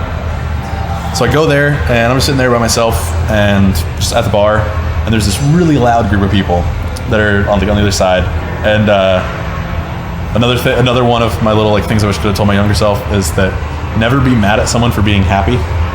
As long as like that's just a dumb mentality to like be mad at someone for being happy. And so like they're having a good time, and I'm like I'm not like mad about it, but it's hard not to overhear them at the same time. So I'm hearing what they're saying, and like sometimes they would say something that I thought was funny. I'd like chuckle a little bit to myself, I was like, it's whatever. I was a little bit drunk, and it's hard not to hear them anyway. Right. And then like a couple times they look over at me and they like point at me when I laugh at something, like the guy that told a joke or something. He'd be like, "Yeah, this guy likes it." And but like eventually after like 2 or 3 times where I just like laughed, I couldn't like stop myself from laughing. He's like, "Hey man, why are you here in this bar alone?" And I'm just like, "You want to hear my story?" And so I told him like everything so far on the trip, basically everything I've told you. And then he's like, "Well, it was all right." So it was a gay couple, a lesbian couple, and like 2 other people. Or at least I thought at the time. I'm not so sure that the guys were a gay couple in hindsight, but definitely a lesbian couple. Anyway, that's not that important. But it was an eclectic group. Yeah, eclectic group. We'll put it less specifics on it. Yeah, an eclectic group, let's just say. But they seemed like a lot of fun, and they were like, "Hey, if you need a place to crash tonight, you're welcome to come back with us." Like, I'm just like, okay, right on. And then like one of the guys that was living there was like, "Let's get to know him a little bit first." But like most of them were just like right on board. And then after like an hour of drinking with them at this bar, they're like, "All right, you're coming with us." I'm just like, "All right, let's do it." And so Casey and Brandon were the 2 that I think like owned the place, like lived there or rented it out or whatever. They were just awesome people. They were so Casey was like ex-military, like before Don't Ask, Don't Tell. She was in the military, got like a really bad back injury, and was like just like really like struggling with that. and like had been homeless as a vet for a while. Like after that, and like just had like, this really crazy story. Like went to the same rehab place as Lindsay Lohan, and she has like a picture on her phone of her making out with Lindsay Lohan. I'm just like, party, like right on. Sure. Party. Yeah. But had a lot of fun with them. Like stayed with them for I think 4 nights, and then went in. Like I was going into like I helped him move from San Jose. Casey had a storage locker in San Jose. I helped her move some stuff. Just I wanted to like help out, and also she's like, oh, there's a really cool restaurant in San Jose. I'm gonna take you to, and like we'll make a day of it. I'm like, all right, sure. Just hung out with them for a while. Went to, and then I left to go to San Francisco, and I stayed with my dad's college girlfriend, just outside of San Francisco. Okay. Because my dad's like, hey, I know some people out in California. If you need a place to stay, I'm like, yeah, sure. It can't hurt to have some names, you know. Yeah. So I ended up staying with her, Suzanne, out in. It was Livermore, I think, was the name of it. But basically just east of the bay. So I went into San Francisco like during the day, and then came back, stayed with her, went back to San Francisco another day, like explored, went to San Jose, saw Riley Valeros. I really don't know how to pronounce his last name. Sorry about that. Riley is a Purdue Puff player. But saw him, got some Korean barbecue. It was amazing. But then I was basically like, okay, now it's time for me to go to Yosemite, which is east, like due east of all that. And so on the way back out, I was like, hey, it's like kind of late for me to get all the way to Yosemite and set up camp. I'm like, I'm gonna hit up Brandon and Casey. So I hit them up. I'm like, hey, what are you guys doing tonight? And they're like, nothing, man. You need a place? I'm like, sure. I'm like, all right, party round 3 or whatever. And so we all go. I went back to there. We had some drinks. They had a couple other friends over, introduced me to, and got the homies now. And Brandon actually just got back from a trip to Europe. He was in Ireland on St. Patrick's Day. Wow. And like, he was like, dude, your trip is so cool. Like, I need to do a trip just like that. I'm like, let me know when you do Europe, dude. I'll go with you. But did a little earlier the night before. Right. Yeah, then Casey's trying to get me to go with her to Egypt. But it's like people I've been in touch with like since my trip, like consistently. It's like, it's pretty cool. Oh, that's awesome. Anyway, left that, went to Yosemite. Yosemite was awesome. Top 3 national parks that I've been to. I've been to 18 now. In the next 2 weeks, I'll have been to 20. But Yosemite is just absolutely gorgeous. I hiked from the village, which is like it's basically like this giant valley, and then there's like 3 mountains on either side of it. It's like this valley that's like a Y shape, and there's 3 mountains like on the parts that aren't valley. Hiked from the valley up 4,000 feet to Glacier Point, and it's just like there's something about earning a view when you're hiking, where you just like you climb up to the high point and you just like get to this awesome view, and it's like, yes, I didn't just like drive here and get out of my car and look at this. Like I hiked that. Like I see where I started. It's all the way down there. Something about that just makes it like so much sweeter. Perspective, yeah. Yeah, for sure. It's just like shit. Like you get a much better view of the scale of it. It's like holy cow. This is like I hiked a long ass way to get here. Right. And it's just gorgeous. It looks like something out of Spyro the Dragon, where it's just like mountains in the horizon. And just like it's awesome. It's awesome. Great Absolutely reference. Awesome. Thanks. Yeah. Can't recommend that highly enough. If you live in California and have not been to Yosemite, you're screwing up. If you ever go to California, make time to go to Yosemite. That's amazing. It's like 3 hours from the Bay Area. It's like not that far. Right. Absolutely should go. Wound up sleeping in a hotel just outside the park my first night that I was out there, because I didn't want to camp. There was like no campsites in the spot or in the park, and there was nothing like close that I was like comfortable with, and it was pretty dark by the time I get out of there. I was like, I'll just like find somewhere to crash, sleep in my car again, save money, because camping is like not always free. Right. I paid like $40 for a campsite in Black Hills. That was like the biggest ripoff, but regardless, that was like right next to Mount Rushmore, and it was really cool. But it was like they're obviously just like getting tourists. Yeah. There was nothing like that around here, so I'm like, okay, I'll sleep in this hotel's parking lot. Cause like I saw this hotel, it shared a parking lot with a Denny's, which is open 24 hours. So I'm like, okay, that's a good sign. Like, it's not like all the employees are gonna leave and they're gonna see this car here. Like, what the hell's going on here? So I parked there because there was like 25 open spots at this hotel, and it was like 11:30 at night. And I'm like, okay, this will be fine. Like they're not gonna like fill up. Parked like as far out of the way as I could, and I wake up and I hear people speaking in Spanish. I'm just like, okay, and I can like see out without other people being able to see in. Like I can like pull down the thing just a little bit, like it's like still like really dark inside my car, so I wouldn't be able to see in. And I see people just like staring at my license plate. These three guys just staring at my license plate. I'm just like, this isn't great.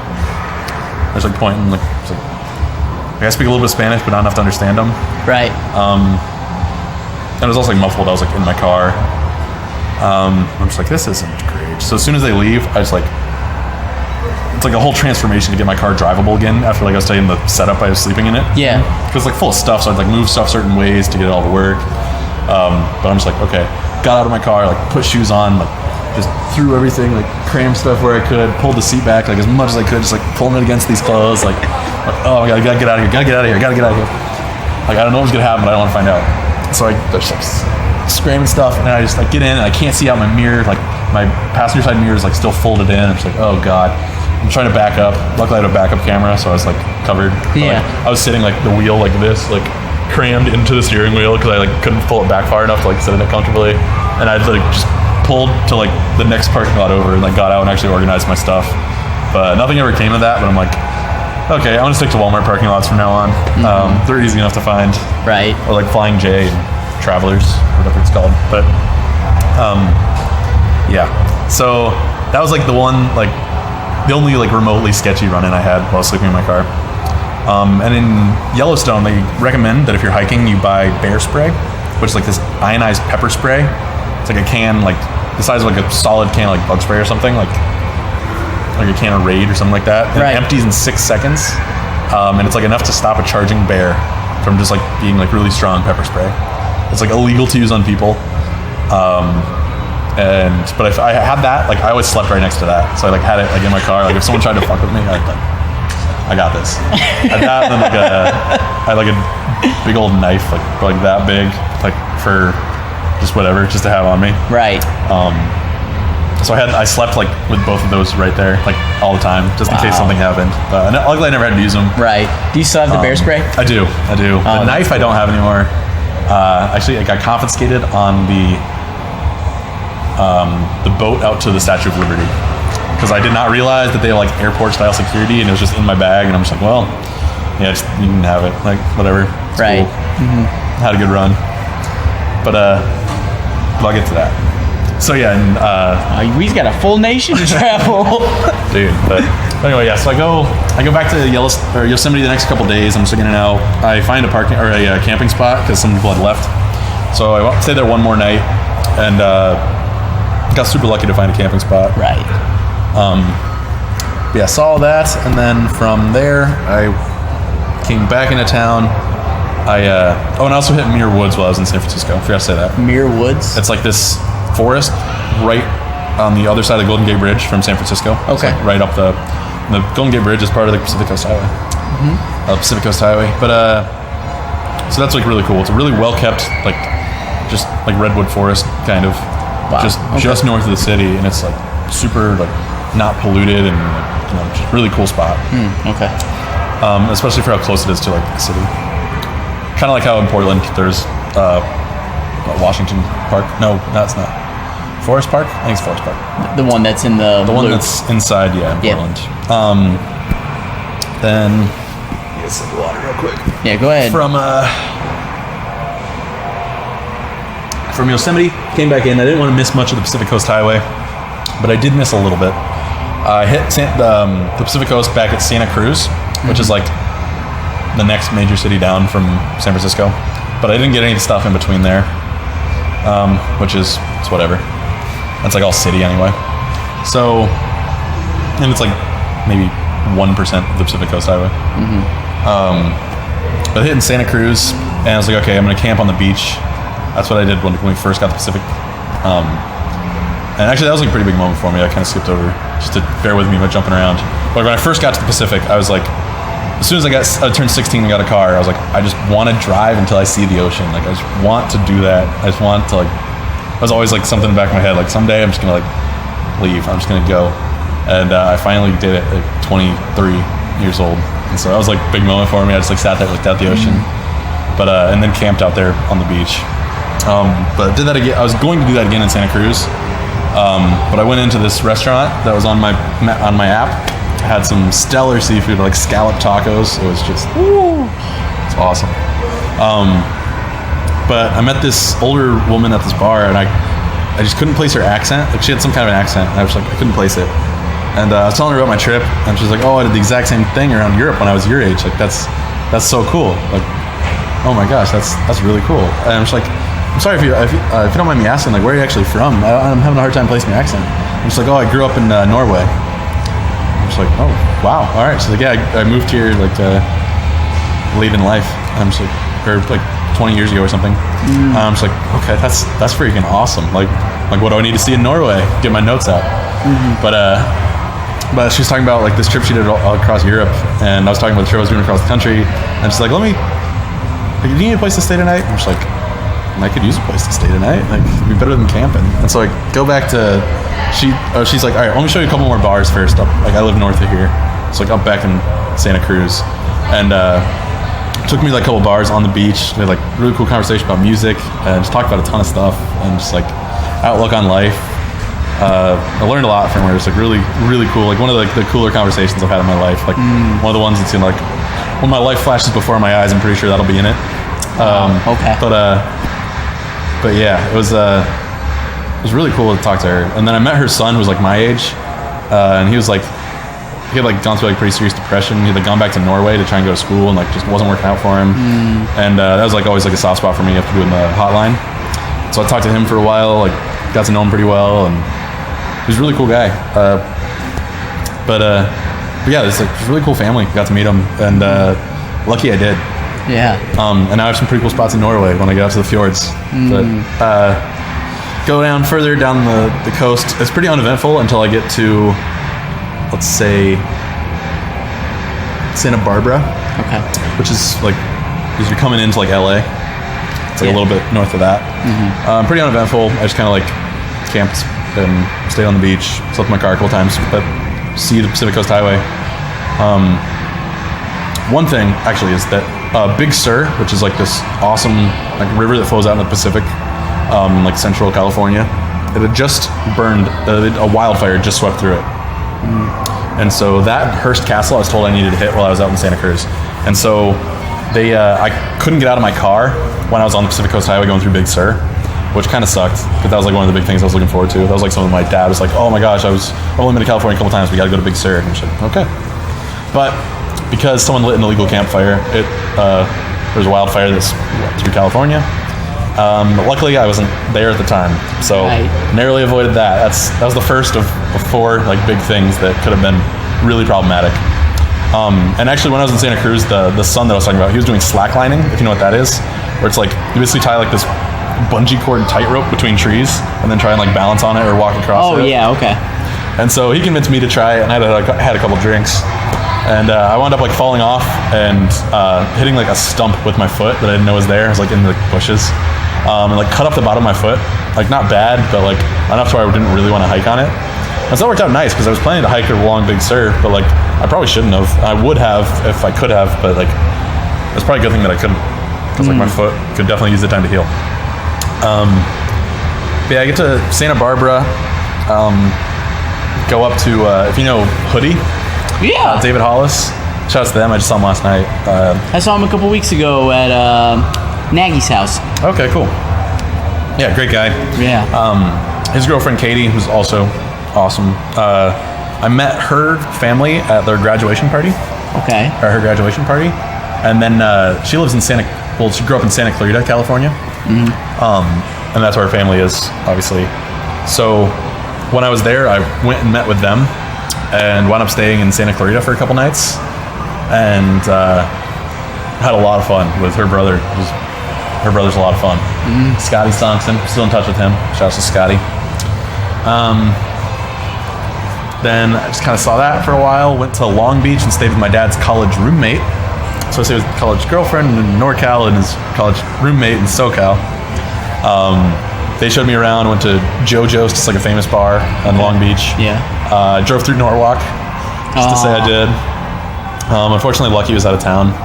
I met Lucky a couple times, but I'm not like that good friends with him or anything. Right. Unfortunately, Zach SFAT was out of town when I was in NorCal. Again, like he stayed with us for Jab 3. He stayed with us for like a week. Right. And so, but he gave me some recommendations. It was pretty cool. But unfortunately, I didn't get to catch up with him. And I didn't play any Smash in NorCal, but I played some Smash in SoCal. I met up with like the 805 group. They like segregate it by area code because there's just so many people that play there. It's crazy. Right. Like 805 is probably as good as Indiana. Like who would like name? Army is like their best player. Right. Army's Then really coming up. I'm trying to think who else, but the guy I played was Noah Mendelson. I think I'm saying that right. He's like the best Bowser, I guess, in SoCal. I don't know, but he played Bird and Bowser. I think Bowser's more of like a novelty, but Right. he was pretty good. He was a little bit better than me for sure. But I also hadn't played Melee since I was in Indiana.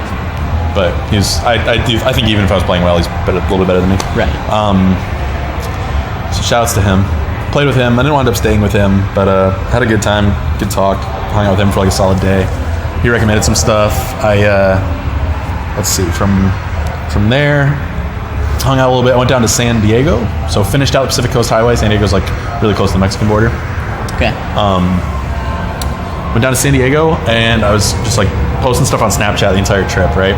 And my friend Benno, if you know Benno, old school Purdue guy. Okay. He was my roommate senior year. Oh wow. Okay. But he's like, hey, what are you doing in San Francisco? I'm like, San Diego. I'm like, why? I'm on this trip. I told you about this multiple times. Like, you know why I'm here. He's just like the biggest troll. He's like always straight faced and like trying to get a reaction out of you. And he's like, you know why I'm here. And he's like, oh, well. I'm like, why? Are you in San Diego? And he's like, yeah, I moved here like last month. I'm like, oh my gosh, we should meet up. So I climbed, but I drove up Mount Soledad, which is like this awesome mountain that's like near downtown where you can see just like the coast, like all the way inland, like you can see forever in like every direction. It's like the highest point in the city. It's an old like war memorial or veterans memorial, something like that. Hung out on the coast, met up with Benno, got my phone fixed. Like my phone had broken. I was like using a very broken phone this entire trip. And I was always worried that it was going to crap out on me. But met up with Benno, went to some restaurants, hung around downtown. He was like just moved there, so he didn't know like too much about the area. But I stayed there a couple nights, did all the exploring I wanted to do, like all the recommendations I got from other people in California. Like, oh, when you're in San Diego, you got to see this, you got to eat here, you got to do this, you know. And so I was doing all the things that had been recommended to me. Hung out there for a couple days, and then on the way out, I stopped in Escondido, which is where Stone Brewing is. It's my favorite brewery. Ooh, okay. And racked up like $100 bar tab at Stone in the afternoon. And then they have like trails that are like near the brewery, like that branch off from like the parking lot of the brewery. Oh. And it's all like deserty, and I was like pretty drunk, so I didn't want to go too far. So you never know, like snakes and shit, or like it's whatever, dehydration. Like I'm pretty drunk, probably pretty dehydrated, but I wanted to sober up because I was definitely not in any shape to drive. Of course, yeah. And that's like almost as far as you can be from Indianapolis and still be in the United States. Actually, I think Bellingham's further, but it's one of those, you know? Right. And so just kind of sobered up, but then was on my way out of town. I'm like, oh, I heard from Jason Eaglin, who lives in Rancho Cucamonga. And he's like, hey man, where are you headed? I'm like, oh, I'm going from Escondido right now. I'm heading up to Vegas was my next stop. Okay. And he's like, well, if you want to swing by, I just got back into town from Madeira, Portugal for grad school, like yesterday. And I was like, that timing is crazy. Yeah. And so I went, I'm like, yeah, I gotta. That's why I met. It happened multiple times with Ben, and then yeah, and more to come too. But yeah, it was crazy. I was like, yeah, Jason, let's do it. Like, let's hang out. And so I met his family. His family's all really cool. They're like, really interested in my story. I decided to go from there to Joshua Tree National Park, which is like due east of that. That's like Death Valley, and then there's like the road to Vegas, and then there's Joshua Tree south of that. That was like the lowest elevation I was ever in. It was like 100 and something feet below sea level. Death Valley is like the lowest elevation in the U.S. It's like 200 something feet below sea level. But yeah, Joshua Tree was pretty cool. It's a low tier national park, but it's still worth seeing. It's like cheaper to get in as well. But it's like these trees that are called Joshua trees. they're basically cactuses or cacti, and but they can only grow on like subtly slanted parts of ground. So there's like a really small slope from like going down towards Death Valley from like the coast, and so they can only grow there because then when it flash floods, it doesn't drown them, but like they get enough water flow like through the ground to live or something along those So just lines. like natural irrigation. Yeah. They can only exist on like a 1 degree incline or something like that, or like a certain range. It's like the only place in the world where they exist, and they're everywhere. But it's really cool. Like you can just stand up like on an elevated spot and just see like all these little cacti, Joshua trees, whatever they're classified as, somewhere in between cactus and tree. That was pretty cool. Saw it in a day. It was 111 degrees. Is that the hottest point of the trip? Yeah, definitely. Okay. I stopped by this gas station, and this is one of my favorite pictures. There's a brisk iced tea commercial, or like a little like poster in the window. It said, "It's a little brisk out there, huh?" And on Snapchat, I just took a picture of it, and then you can like show the degrees of like where you are. I was like, it's 111 degrees. Like, it's not brisk. It is 0% brisk right now. I'd love to drink a brisk, Right. but it's far from brisk out here. And there was a power outage, so like in that, because there's like only like a couple power lines that go to this like, really rural. Like, there's no like towns anywhere near it. And I guess somebody hit a telephone pole, and so like I was running out of gas. None of the gas stations were open. Like I was really dehydrated. I couldn't get any cold water. Like I could drink water. Like I was fine, but I was like really like itching for like a cold drink, and just nothing. So I'm like, oh God, well, I'm gonna drive and hope I find somewhere with power before I run out of gas. Like, we'll see if this works. I was on my way up to Vegas from there, just like basically due north, a little bit east. But I wound up finding gas with like 10 miles left on my range in my car. I was just like, oh God, I'm like never letting this happen again. Like every time I see gas, I'm gonna fill up like for the next month. So I'm gonna be like in the middle of nowhere for the next month. So went to Vegas, and the people I stayed with in California, they'd spent some time homeless, like I was saying, and they're telling me about this app called couch surfing. Yeah. And there's another one called Warm Showers. But basically, it's like you post like, hey, I'm gonna be in this city on these days. Like if someone could house me, that'd be great. And some people just straight up will let you like stay at their place, just no strings attached, whatever. So they want to hear your story, like hear about you, which is awesome. And I really plan on like paying it forward. I stayed with a bunch of people doing this. I stayed with like probably 16 or 17 different families. Wow. Doing this. But the first time I did it was in Vegas, and I was always a little hesitant to just like go to someone's place before I met them, which I think you should be. I never had a bad experience with this, but actually before that though, one kind of the cool things of it is it's kind of like Uber, where afterward you rate them and they rate you. So like if you had a bad experience, you'll see they have bad reviews, or you'll see like you can see each review individually, so you can like see what people said about them. Yeah. So like it encourages them to not be like a creep, or you can like see who the ones are that are creeps. Yeah. And at the same on their end, like people who are looking for a place to stay, I can read about you. So, but I basically pulled in. I'm like, it's like 11 o'clock at night. Hotels are like so cheap in Vegas, like $20 a night hotels. Like it's like the cheapest I've ever seen, because it's all like casinos and stuff. They're just trying to get you there. But I'm like, okay. I literally read last week that someone died while sleeping in their car in like a gym parking lot because someone was trying to steal their car and they didn't realize someone was in it. And then when someone was in it, they freaked out and shot him. I was like, I don't want to sleep in my car in Vegas. Not that I was going to, because again, hotels are so cheap. But I was like, okay, well, I'll get a cheap hotel. Gambling and drinking aren't really on my bucket list. Like, that's not something that I'm really looking forward to. Right. You know, not part of the plan. I wanted to like see the strip at night, see all the lights, and then just like get going onto the Hoover Dam is my next stop. Vegas is on the way. I might as well see it. But so I post on this thing. I'm just like, hey, I'm on this trip. If anyone has like a place to stay, I know it's like super last minute, but I'd really appreciate it. And this guy hit me back like 5 minutes later. He's like, yeah, I'm just about to get off my shift at MGM Grand. Like, you gonna go grab some steak and eggs? And I'm like, sure. So I did, and he was awesome. We had a couple beers. We were just like walking around Vegas with open bottles of beer, and he was like, oh my gosh, like, you want to do some gambling? I'm like, yeah, sure. I mean, why not? I'm not alone doing it anymore. It's not as sad, you know? Yeah. And so he takes me to the VIP section of the MGM Grand because he works there. He's like, dude, I can get you like this awesome spot. Free drinks all night, which is like most places in Vegas because they're trying to get you to gamble more. But regardless, free drinks all night. I wound up gambling away enough money to pay for those drinks, but not much more than that. So I was like broke even in my eyes. Right. And just like went from casino to casino, and he like knew people everywhere, and he's like, oh, you gotta do this restaurant, you gotta do this.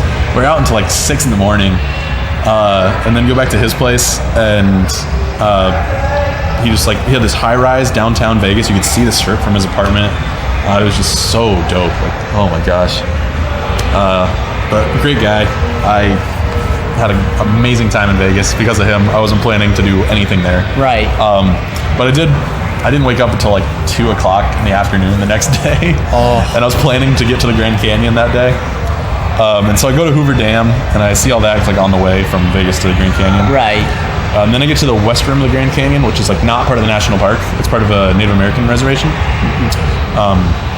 But I went out on like the sky deck, or whatever they call it. Yeah. It's the glass thing that goes out over it. It's right. Like 4,000 feet straight down. And that was so cool. Like, even through my hangover, that was so cool. I was just like, oh my gosh, like this is. It's like I hadn't really been drinking much, like on my trip. It's like my tolerance is so low, so I just got out of my mind drunk when I was in Vegas. Right. It's like not a good time. Well, not the next day was not a good time. Yeah. I did the sky deck, walked around the west rim a little bit, then got back out to it's like Flagstaff, Arizona. Got a hotel. Next day, made it up to like the national park part of the Grand Canyon on the south rim, which is like there's more to see but less to do. Right. That's how I'd say it. It's like steeper cliffs, so you can like better sightseeing, but you can't like hike down in as many spots. Okay. But I met a couple people on the bus, Eric and Felicia, who from now on are to be known as my Grand Canyon companions. I basically told my story, like, oh my gosh, that's so cool. Like, you know, let's what are you doing today? And I'm just like, oh, I'm just seeing the Grand Canyon. Like, yeah, sounds good. Let's do it. So just like hung out with them. Like, I'm like, probably planning to camp like near the park afterwards. Like, yeah, let's do it. Like, we got a tent. I'm like, I got a tent. We got a cooler full of beer. And I'm like, all right. Me too. I've got a cooler full of warm beer. And so just hung out with them for that night and saw like a stick bug, which I guess is really good luck out there. They lived in Arizona, and they were like, oh my gosh, you never see these out here. I was like, okay, cool. I could use all the good luck I can get. Went from the Grand Canyon up the next day. Basically went like from like if Vegas is here, went like down around the Grand Canyon and then up the other side of it, and hit Zion National Park, Utah, which is the coolest place in the United States of America. Oh. In my experience. Okay. My personal vote. So this was this day 45? This is day 44 that I got there. Okay. So I get there and I'm doing like, they have like roads you can take with certain like pull-offs where it's like overlooks certain stuff. It's basically like a giant canyon, but the floor of it is like the top of the Grand Canyon as far as elevation. It's like 100 miles north of the Grand Canyon, and it's like, you know, it goes from like another like 2,000 foot drop to the floor of that canyon, and that floor of that canyon is like the top of the Grand Canyon, basically. But it's not as deep.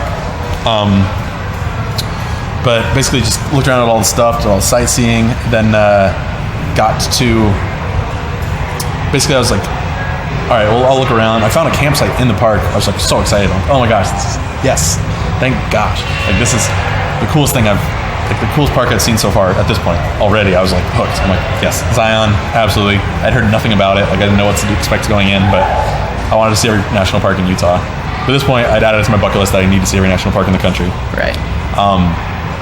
And so from there, I was looking at like the gift shop and stuff. I'm like, all right, I'm not one for like souvenirs, but like this is so cool. Like I'm gonna get something before it's like at my campsite. It was like right next door. I'm like, yeah, I'll get something. So I got like some fridge magnets, and I saw these T-shirts talking about the Narrows. I'm just like, it was like all over the place, like the Narrows, Angels Landing, and the Narrows, like the two biggest things. I'm like, okay, I'm gonna look into this. So I looked into it, and you can hike through the canyon. It's just like 1,000 foot minimum up on each side of you, and it's just a river that flows through it. At some points, it's, you know, within less than 20 feet wide. At some points, there's like, you can walk on like the bank, and it's just like the river's kind of flowing in between. And at some points, it's just river from wall to wall, and you just gotta hike through it. Wow. It was anywhere from ankle deep to armpit deep. And I got it all on GoPro, like my whole trip. But I decided the next day I was going to do that. And so I got on you can only get to it from a bus. They don't allow cars to drive through certain parts. And so I get on the first bus in the morning, just 8 o'clock, I think, in the morning. Get in there, and it's like, it goes for miles and miles. And when you're hiking in, you're hiking like upstream, so it's harder. And I like to front load hikes, so like I'd rather hike up something and then down it, as opposed to down something and then up. Because like, then if you like bite off more than you can chew, you just have like the easy part in front of you. Right.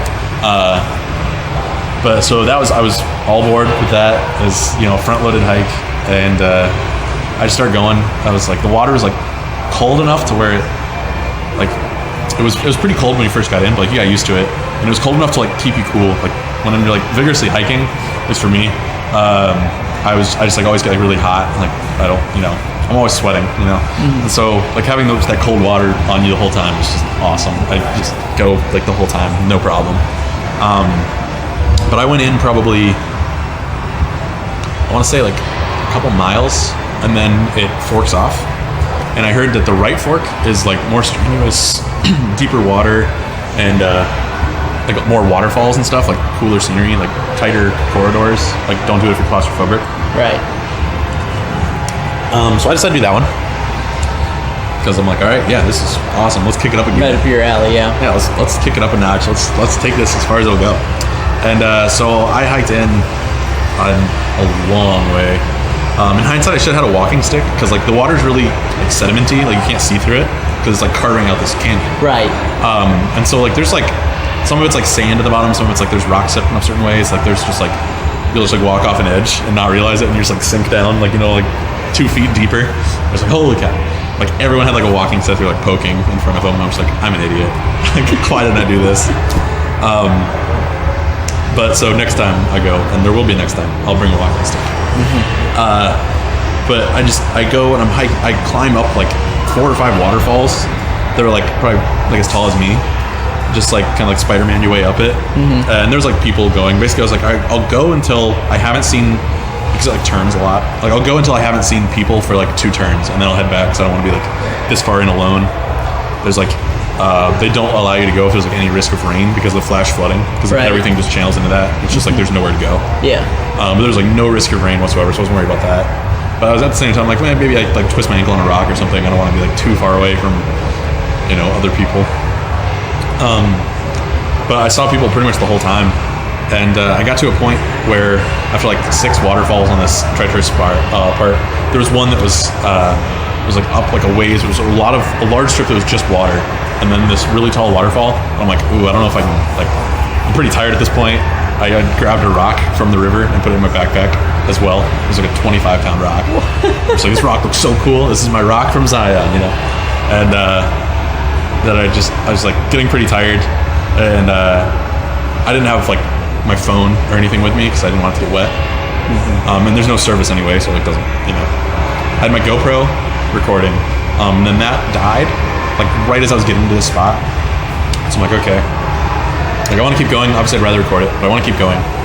And I was like, all right, I'll hike out to the waterfall and see like how deep the water is, you know, because like I was going straight into the water. I was like, maybe I can climb it if it's like pretty shallow. And so I go out, and it's like getting deeper, and I had like a lot of stuff in my backpack, and it's like getting up to like where it's gonna hit my backpack, and it's like carrying like the straps like above my head, you know, to like keep it up. And then it's getting deeper and deeper and deeper, and it got to the point where it was gonna be over my head. And so I'm like, okay, well, like all this stuff in the backpack, I can't get wet. Like I had like all my GoPro equipment, and I had like my journal, and like a lot of other stuff that I just like didn't want to get wet. Right. Okay, this is like a logical stopping point for me. Like I probably won't even be able to climb the waterfall when I get there because it's gonna be so deep. Like okay, this is where I turn around, and by the time I got out, I took the first bus in and the last bus out of this place, and so I got lucky. Like they were like, yeah, it was just short of like where they have rangers go up like the first couple miles or whatever of the thing. Yeah. They're like, hey, you know, last bus, but I was like, oh crap. So I got back like just in time. I like met people on the walk back because I was going pretty quick because it was with the current. I was just like, all right. I was telling people my story. I'm like, oh, it's the best day of my life. Like, this is so freaking cool. It's just like, honestly, in hindsight, it's the best day of my life to date. It was so beautiful.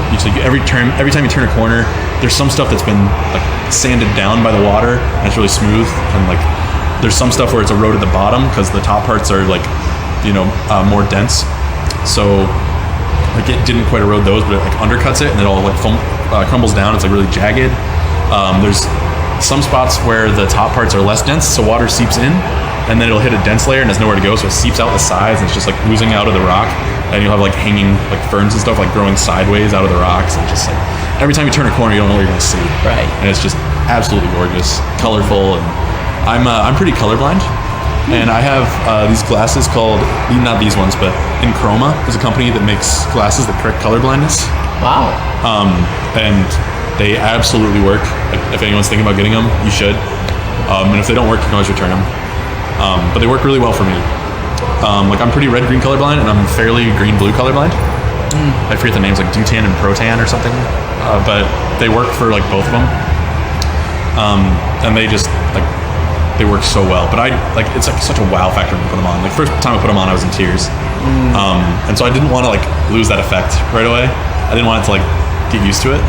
So I was only putting them on, like, I'll put them on at the Grand Canyon. I'll put them on at Yosemite. I'll put them on at, Olympic. Like the really cool, like colorful, if I see something that's like, oh my gosh, it's absolutely gorgeous, I put them on. And so, but I wore them the entire hike through Zion. And I was just like, oh my gosh, I've never seen like, there's plants that were purple. And I was like so purple. Like I've never seen something so purple in my life. And just like the greens and the reds and just, oh my God, it's gorgeous. It's gorgeous. Absolutely gorgeous. Could not recommend it highly enough. Next time I go, I want to do Angel's Landing, which is like their next biggest hike. Okay. People like die on that every year. It's like really narrow and really high up. So like, if you're afraid of heights, you definitely shouldn't do it. But I hope we do that next time. Let's see, from Zion went to Bryce Canyon, which is pretty cool. It's like the I want to say like the highest elevation in the U.S. as far as like not on a mountain, Right. like on the plateau. It's like 8,000 something feet up elevation. But it's like the best spot in the country for stargazing.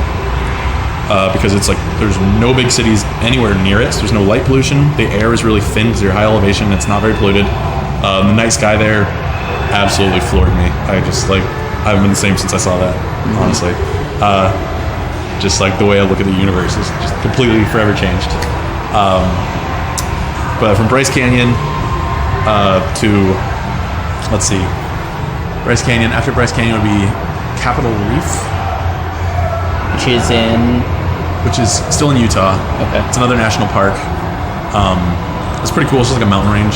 It's like, but basically instead of coming up, they're eroded away. It's like a mid-tier national park. Then after that was Canyonlands and Arches, which are both in Moab. Okay. Where I went to a restaurant where I had from the app, where I had a bison burger with duck bacon and fried chicken skins. Ooh. And I don't know why fried chicken skins are not a more widely accepted burger topping, but they should be. Like, holy cow. Fried chicken skins. Yeah, like you take fried chicken and just the skin on the burger. Wow. Oh my gosh, it was amazing. It was amazing. But that's where they tested out the atomic bombs. Okay. And so that's like Moab, Utah. So there's like everything's like touristy and like themed like that, like the radiation zone, and stuff like that. Right. So I think this place was like the Bomb Burger or something like that, but it was really, really good. Arches was awesome. That's you see like the Utah state license plate. It's got like basically a bunch of like stone arches that were like carved out. There's like one called Delicate Arch, which is like really prominent. It's on all like it's probably on the state quarter. It's on all the license plates, stuff like that. Right. That's a pretty cool spot. A lot to see there. Canyonlands is right next to it, and like the nearest city to both of them is Moab. They're like 20 miles from each other. Canyonlands is amazing views. There's not like a ton to do. You could probably hike like a little bit, but I just kind of drove around and saw the views. Like at this point, I've been in nature for like since Joshua Tree. Yeah. Outside of like Vegas, but I had been just I'm like ready to just sit down in front of a TV screen and just veg it out. Like I was saturated with nature at that point. Right. Or at least getting pretty close. So I did the drives around Canyonlands. Canyonlands, yeah. And I could show you pictures of Canyonlands and you'd think they were the Grand Canyon. Like without a doubt in my mind. Like, just as beautiful as the Grand Canyon. and way more expansive. Like you can just see forever on the Colorado Plateau. That's gorgeous. I highly recommend it if you're ever going through central Utah to hit, hit Canyonlands, central, eastern, north to south central.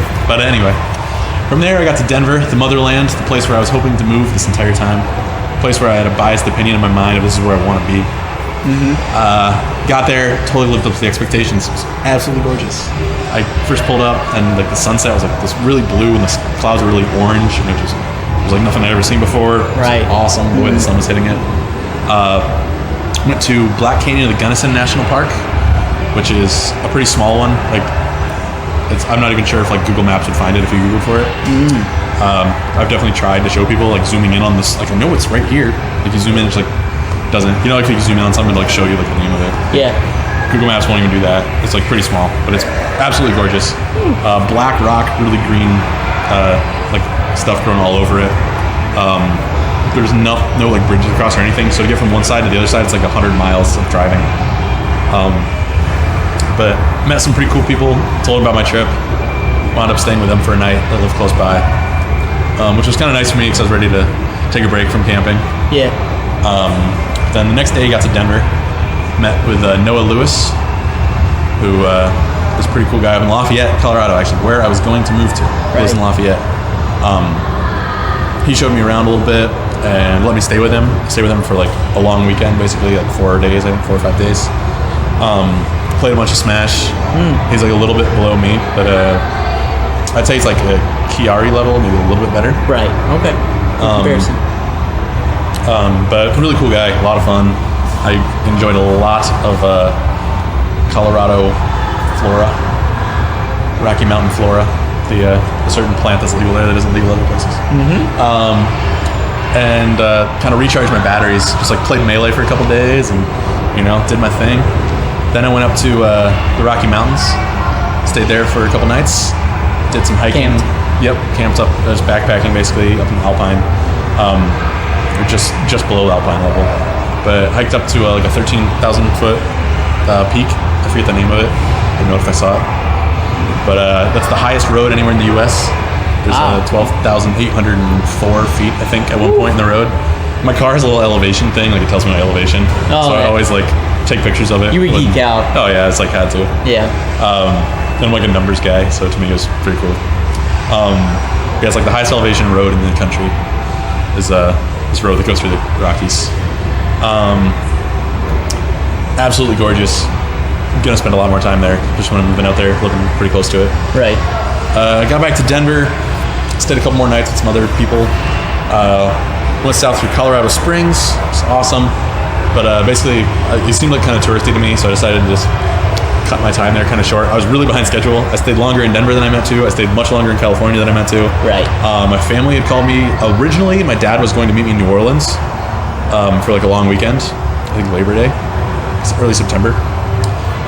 But that wound up falling through for him. He had like some car problems and it wasn't going to work out. Like he had to move some money around kind of thing.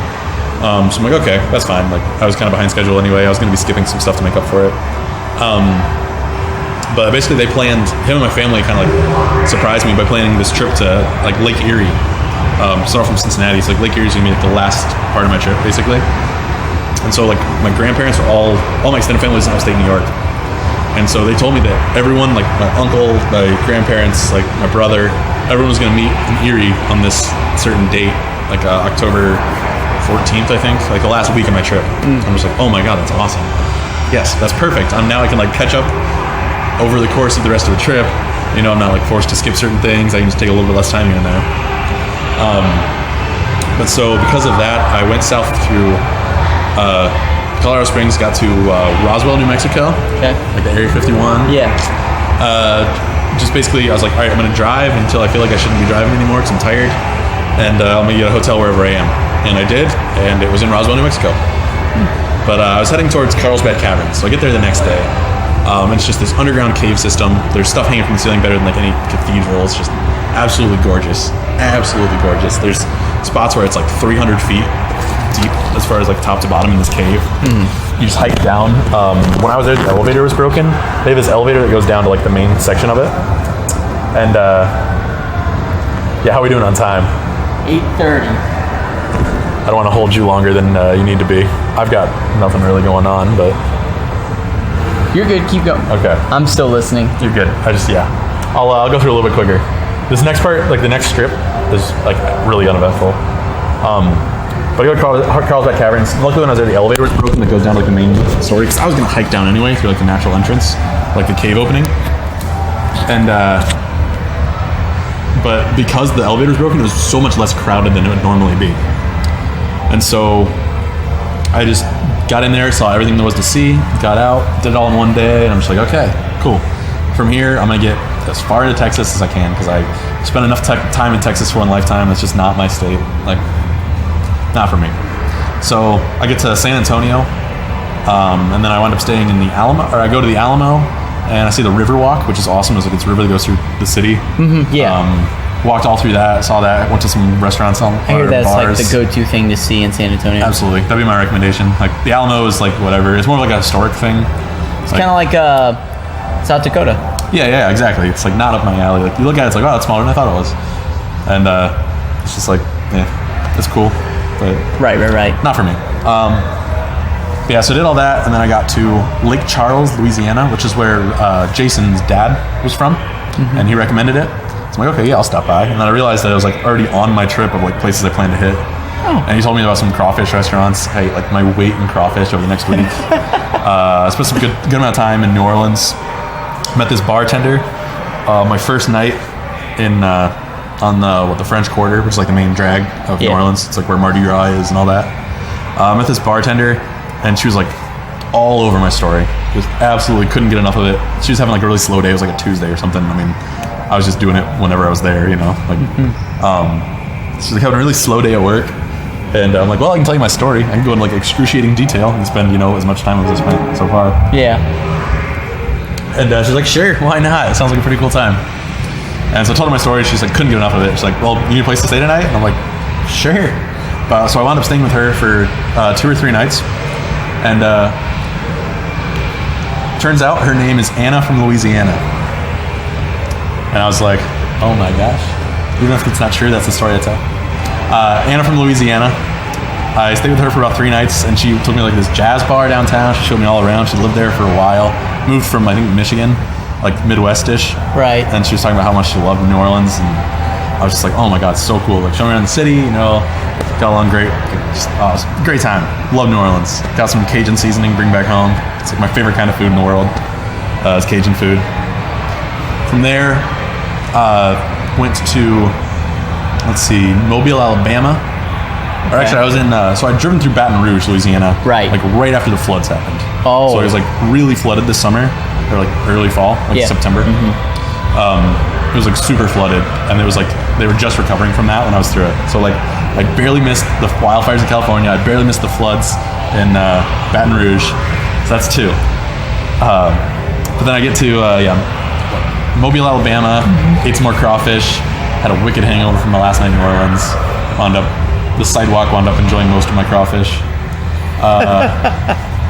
And so then I go from there to, let's see, through, is it Mississippi, then Alabama?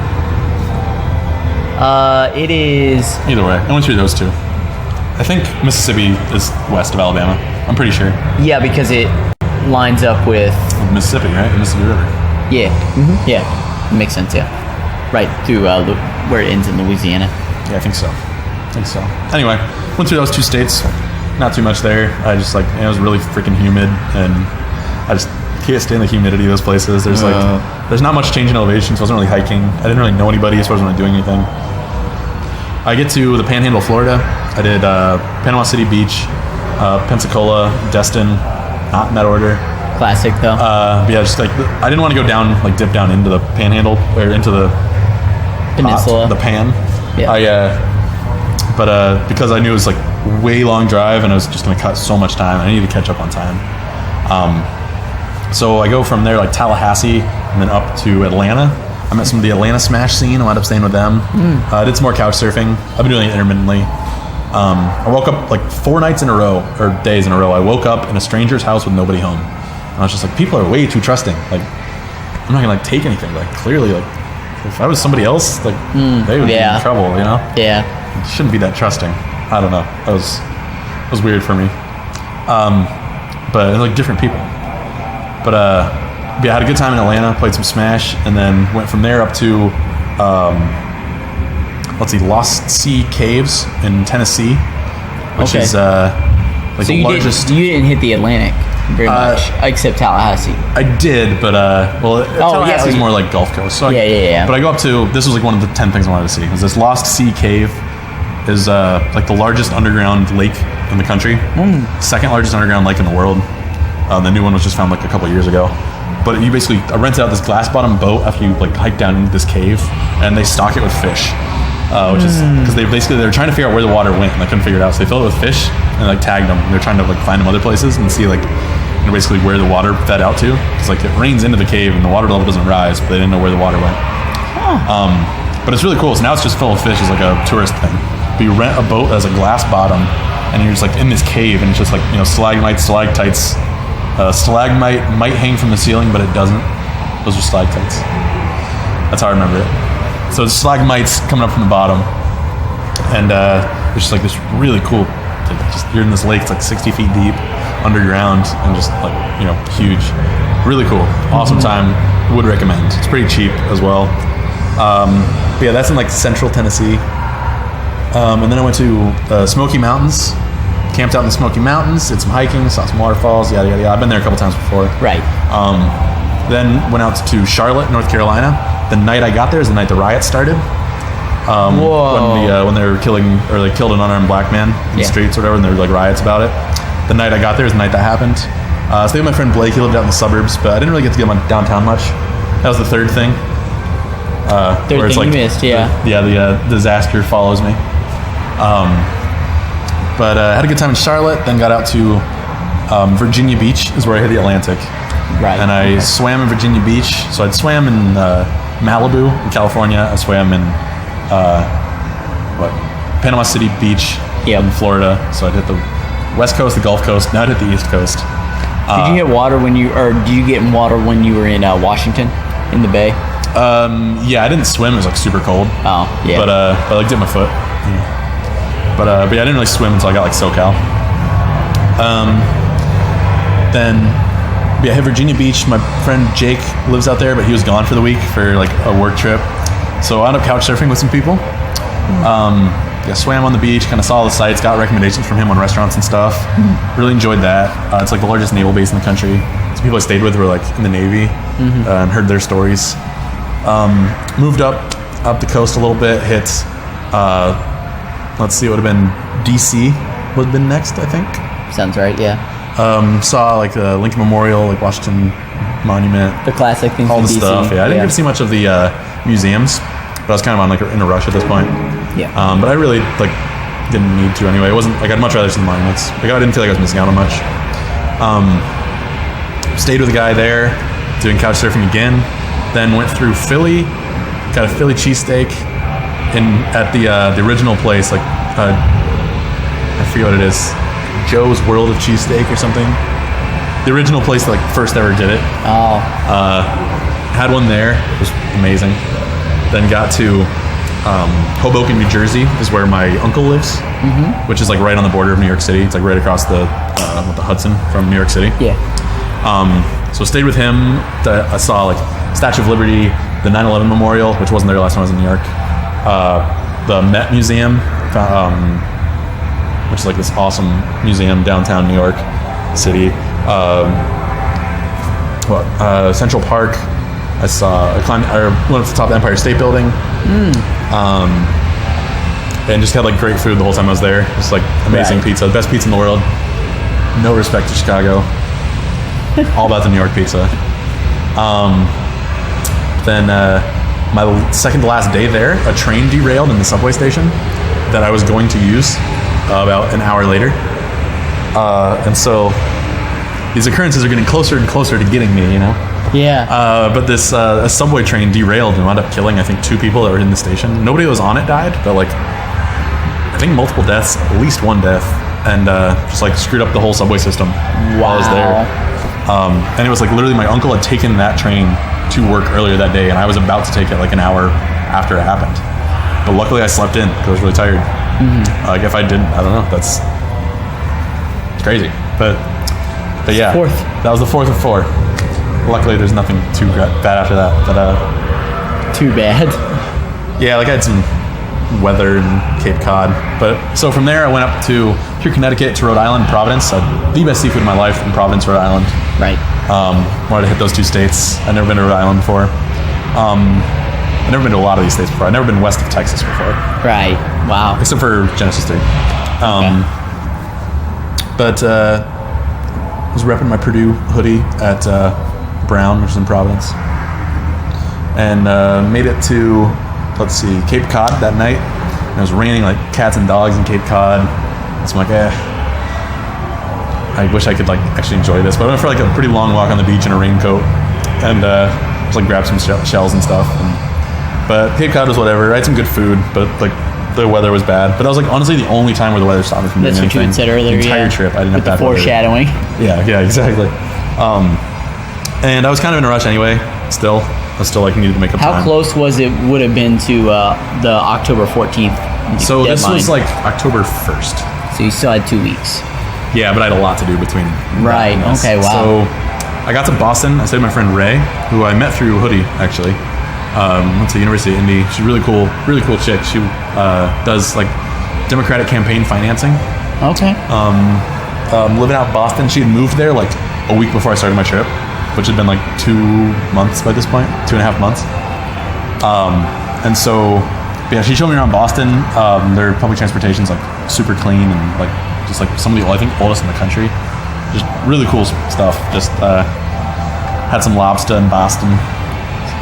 Saw some sights. Her friend was having a housewarming party. Did some of that. Again, just kind of like recharged like people I know. Like comfortable situations. Right. Then went from Boston up to Portland, Maine was my next stop. Hit Maine. I had like the best lobster roll of my life. Ooh. Oh, the lobster up there is so good, dude. Oh. So good. So good. Ruined me for lobster. But made it from Portland, Maine. I went to Portland, Oregon, all the way to Portland, Maine. And went to I forget the name of the brewery, some brewery there. Tried them out, met some cool people, told my story. Then got to Acadia National Park, which is an island off like pretty far north in Maine on the coast. It's this island, and it's just like mountains on islands. It's absolutely gorgeous. I wound up camping there. It was getting pretty late in the camping season, so it's easy to find spots to camp. The fall colors were just coming in, so everything was, like reds and yellows and greens and some purples, but like just really cool colors in all the trees. And I was like, all right, got my colorblind glasses. I'm gonna check this out. And it was just gorgeous. Climbed up from the coast all the way up to the top of Mount Cadillac, which is the highest point on the islands. It was a much longer hike than like the map said it was. So my phone died like halfway through it, so I couldn't take pictures. And I forgot my GoPro. But it was just one of the best hikes of the trip. Just almost because it was like a challenge. Like, all right, this is like, I realized like I should be at the top by now, and I'm not even close. Just looking at like the distance I've covered. But like hiked a different way than I came in, like through like kind of like almost like a jungle-y kind of thing, like a woodsy kind of like again it like rains a lot there, so it's like there's similar things to that. Just on the other side of the country. But wound up staying there for 2 nights. There was some really cold weather up in Maine in October. It was the coldest I've camped in, but came back through, went to Green Mountain, Vermont. Okay. And then White Mountain, New Hampshire. Camped on both of those. Just like wanted to hit one spot in each of them. They weren't like overly noteworthy. Just like the Catskills is a really cool area up in upstate New York and up through like northern New England. But then got to upstate New York, which my grandparents are from. So I stayed with my grandparents for a couple days. I had because I had planned on taking more time on White Mountain and Green Mountain. I was like pretty much caught up. I was actually a couple days ahead of schedule at this point. And so I stayed with my grandparents for like 3 or 4 days. Got to see my cousins who I haven't seen since I was like 10. Really young. Yeah. Like middle school probably. I guess not 10, but yeah, like saw a lot of my extended family I hadn't seen in a long time. So that was pretty cool. I really enjoyed that. And then I got to go to like some of my favorite restaurants from when I was a kid, and I used to spend time up there. We used to go up there for like every holiday. Then I had some time to kill, so I'm like, all right, well, I don't just want to stay here for too long. I want to keep moving. So I went through the Finger Lakes region, upstate New York. Saw a bunch of state parks, did a bunch of hiking, did a good amount of camping. Then got up to Rochester, did some couch surfing up there. Went across to Niagara Falls, got into Canada finally. Went to Niagara Falls on the Canada side. It was like the better side for sightseeing. Right. Then came back. It's like a different way in Buffalo. Went to the Anchor Bar, which is like where they invented buffalo sauce. So I had some chicken wings there. Bomb.com. Then I wound up staying couch surfing with these cyclists who had done multiple like cycling trips up to Alaska and back from like New York. And they were planning to do like the entire perimeter of every continent in one like 5-year long trip. They're like planning this out, and they're just like, I'm like, you guys are out of your minds. Like, this is crazy. Yeah. Doing that much. But it was cool to hear their stories. Like, they're talking about like, oh yeah, we just like camp out in front of churches. That's our thing. It's like in their Bible that they can't, like, you know, if you're in need, they can't do anything. It's like, that's one way to do it, I guess. Sure. Yeah. But basically stayed with them. They were really cool. And then went straight from there to meet my family on Lake Erie in northeast Pennsylvania, which is like a city in northwestern Pennsylvania. Northeast Pennsylvania. Okay. And I'd worked there a lot with my previous job. There's a Welch's juice plant up there. Oh, okay. I'd spent probably 3 different 1-week trips up there. So I like knew the area pretty well. Okay. And there's like a bunch of wineries because like they, you know, grape juice and wine, and a great spot for growing grapes. And so we just as a family spent like 3 days in this house that they rented out and saw the sights. And then from there I went to let's see, after that would have been Pittsburgh. I stayed with a bait in Pittsburgh. Oh, cool. He's like a pretty good friend of mine. He came to, I think, would have been Save the Space Animals. Yeah. And it makes sense that you guys are also like would bond with the hiking as well. Sure, yeah, he's big like traveling and hiking, and he's also an electrical engineer, which is my degree is. Wow, okay. And so I was thinking about applying to the company he works for, but I was like pretty set on living elsewhere. But Pittsburgh's a really cool city, honestly. It's like one of my favorite cities in the Midwest. But from there I went up to Cuyahoga Valley National Park in northern Ohio, because I've never been there. It was all right. But and then came down to Pittsburgh for another night, stayed with the bait another night, Steve, and his car had problems. I wanted to take him to work the next day. I was like trying to do anything I could. 'Cause he's like the nicest guy in the world. Like he made me breakfast every day, and like, what? Oh my god, dude, it was crazy. And he's like, yeah, I gotta leave for work, but like, here's the keys. I'm just like, dude, like you don't need to, like, I don't know, you don't need to be this nice. Like you can kick me out at 7 a.m. It's fine. I got stuff to do. Like, right. He's just the nicest guy. Shout out to Steve. But from there, went through Columbus, met up with some friends for dinner that I had known from some previous stuff, and then got back down to Cincinnati, stayed there for a couple days, and caught my breath. I made it back to Indianapolis on October 21st, 92 days after I left, and been just kind of hopping around ever since. Wow. That's really like, finally got a job out in Denver. Moving that's a next phenomenal week. story. Like just to like have it all like think maps and like for me as like a journalist, a English minor storyteller. Oh yeah, and I didn't know that. Yeah, I did. I knew the journalism, but yeah, I did some poetry work in college. Right on. And so like this provided so much like mental imagery, like thinking about the colors, thinking about you like seeing color for the first time. That's like right. That's such like poetic storytelling. So thanks, man. Yeah, appreciate it. Yeah, so it's a cool perspective this year. And one last thing, but we'll wrap up with this final question. Sure. How do you think it changed you in some short, sweet, and like mental, physical, emotional type ways? Okay. So yeah, I think my outlook on life mostly is like, I feel like majority of my life has been like dictated to me, or like at least somewhat, as far as like, you know, here's what I decided I wanted to do when I was young, and like I can do that, or I can change my mind. Like life is whatever you want it to be. Like you don't have to fit the norms of society. Like you have to a certain extent, you do enough to just like survive, you know. But like I realized that the happiest times of my life when I was sleeping in my car and homeless and unemployed. Like that was like the best days of my life. Like, and that's just like never how I like saw my life going when I was young. I think that's like the biggest thing. But outside of that, just like since I've gotten back, I've spent a lot of time with friends. Just like, you know, I've been like hopping around from place to place for the most part.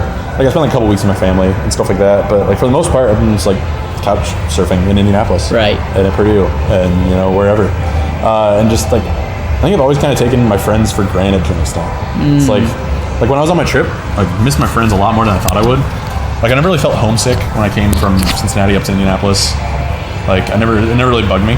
But then after spending like 3 months, it's been more than that. It's been like 5 months now since I got back from my trip.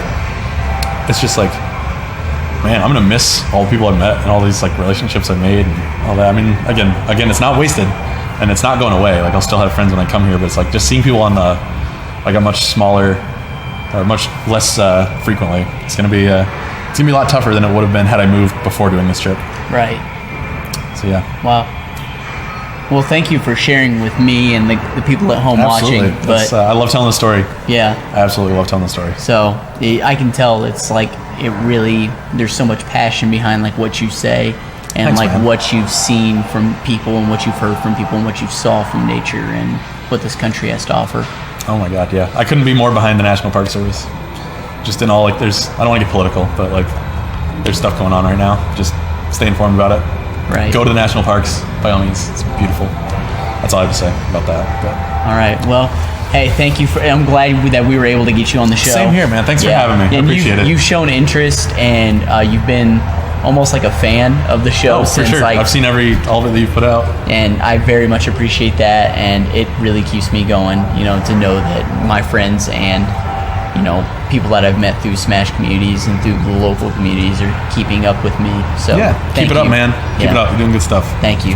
So, Cameron Humphreys, Take care, guys. great story. I hope you guys enjoyed it as much as I did. So, I'm Dylan St. Clair, and that's Buds Aplenty. Damn, that was fun. Yeah. I'm glad this was the way to send you out to. Yeah, me too, man. Great Yeah. last day in Indiana. Yeah.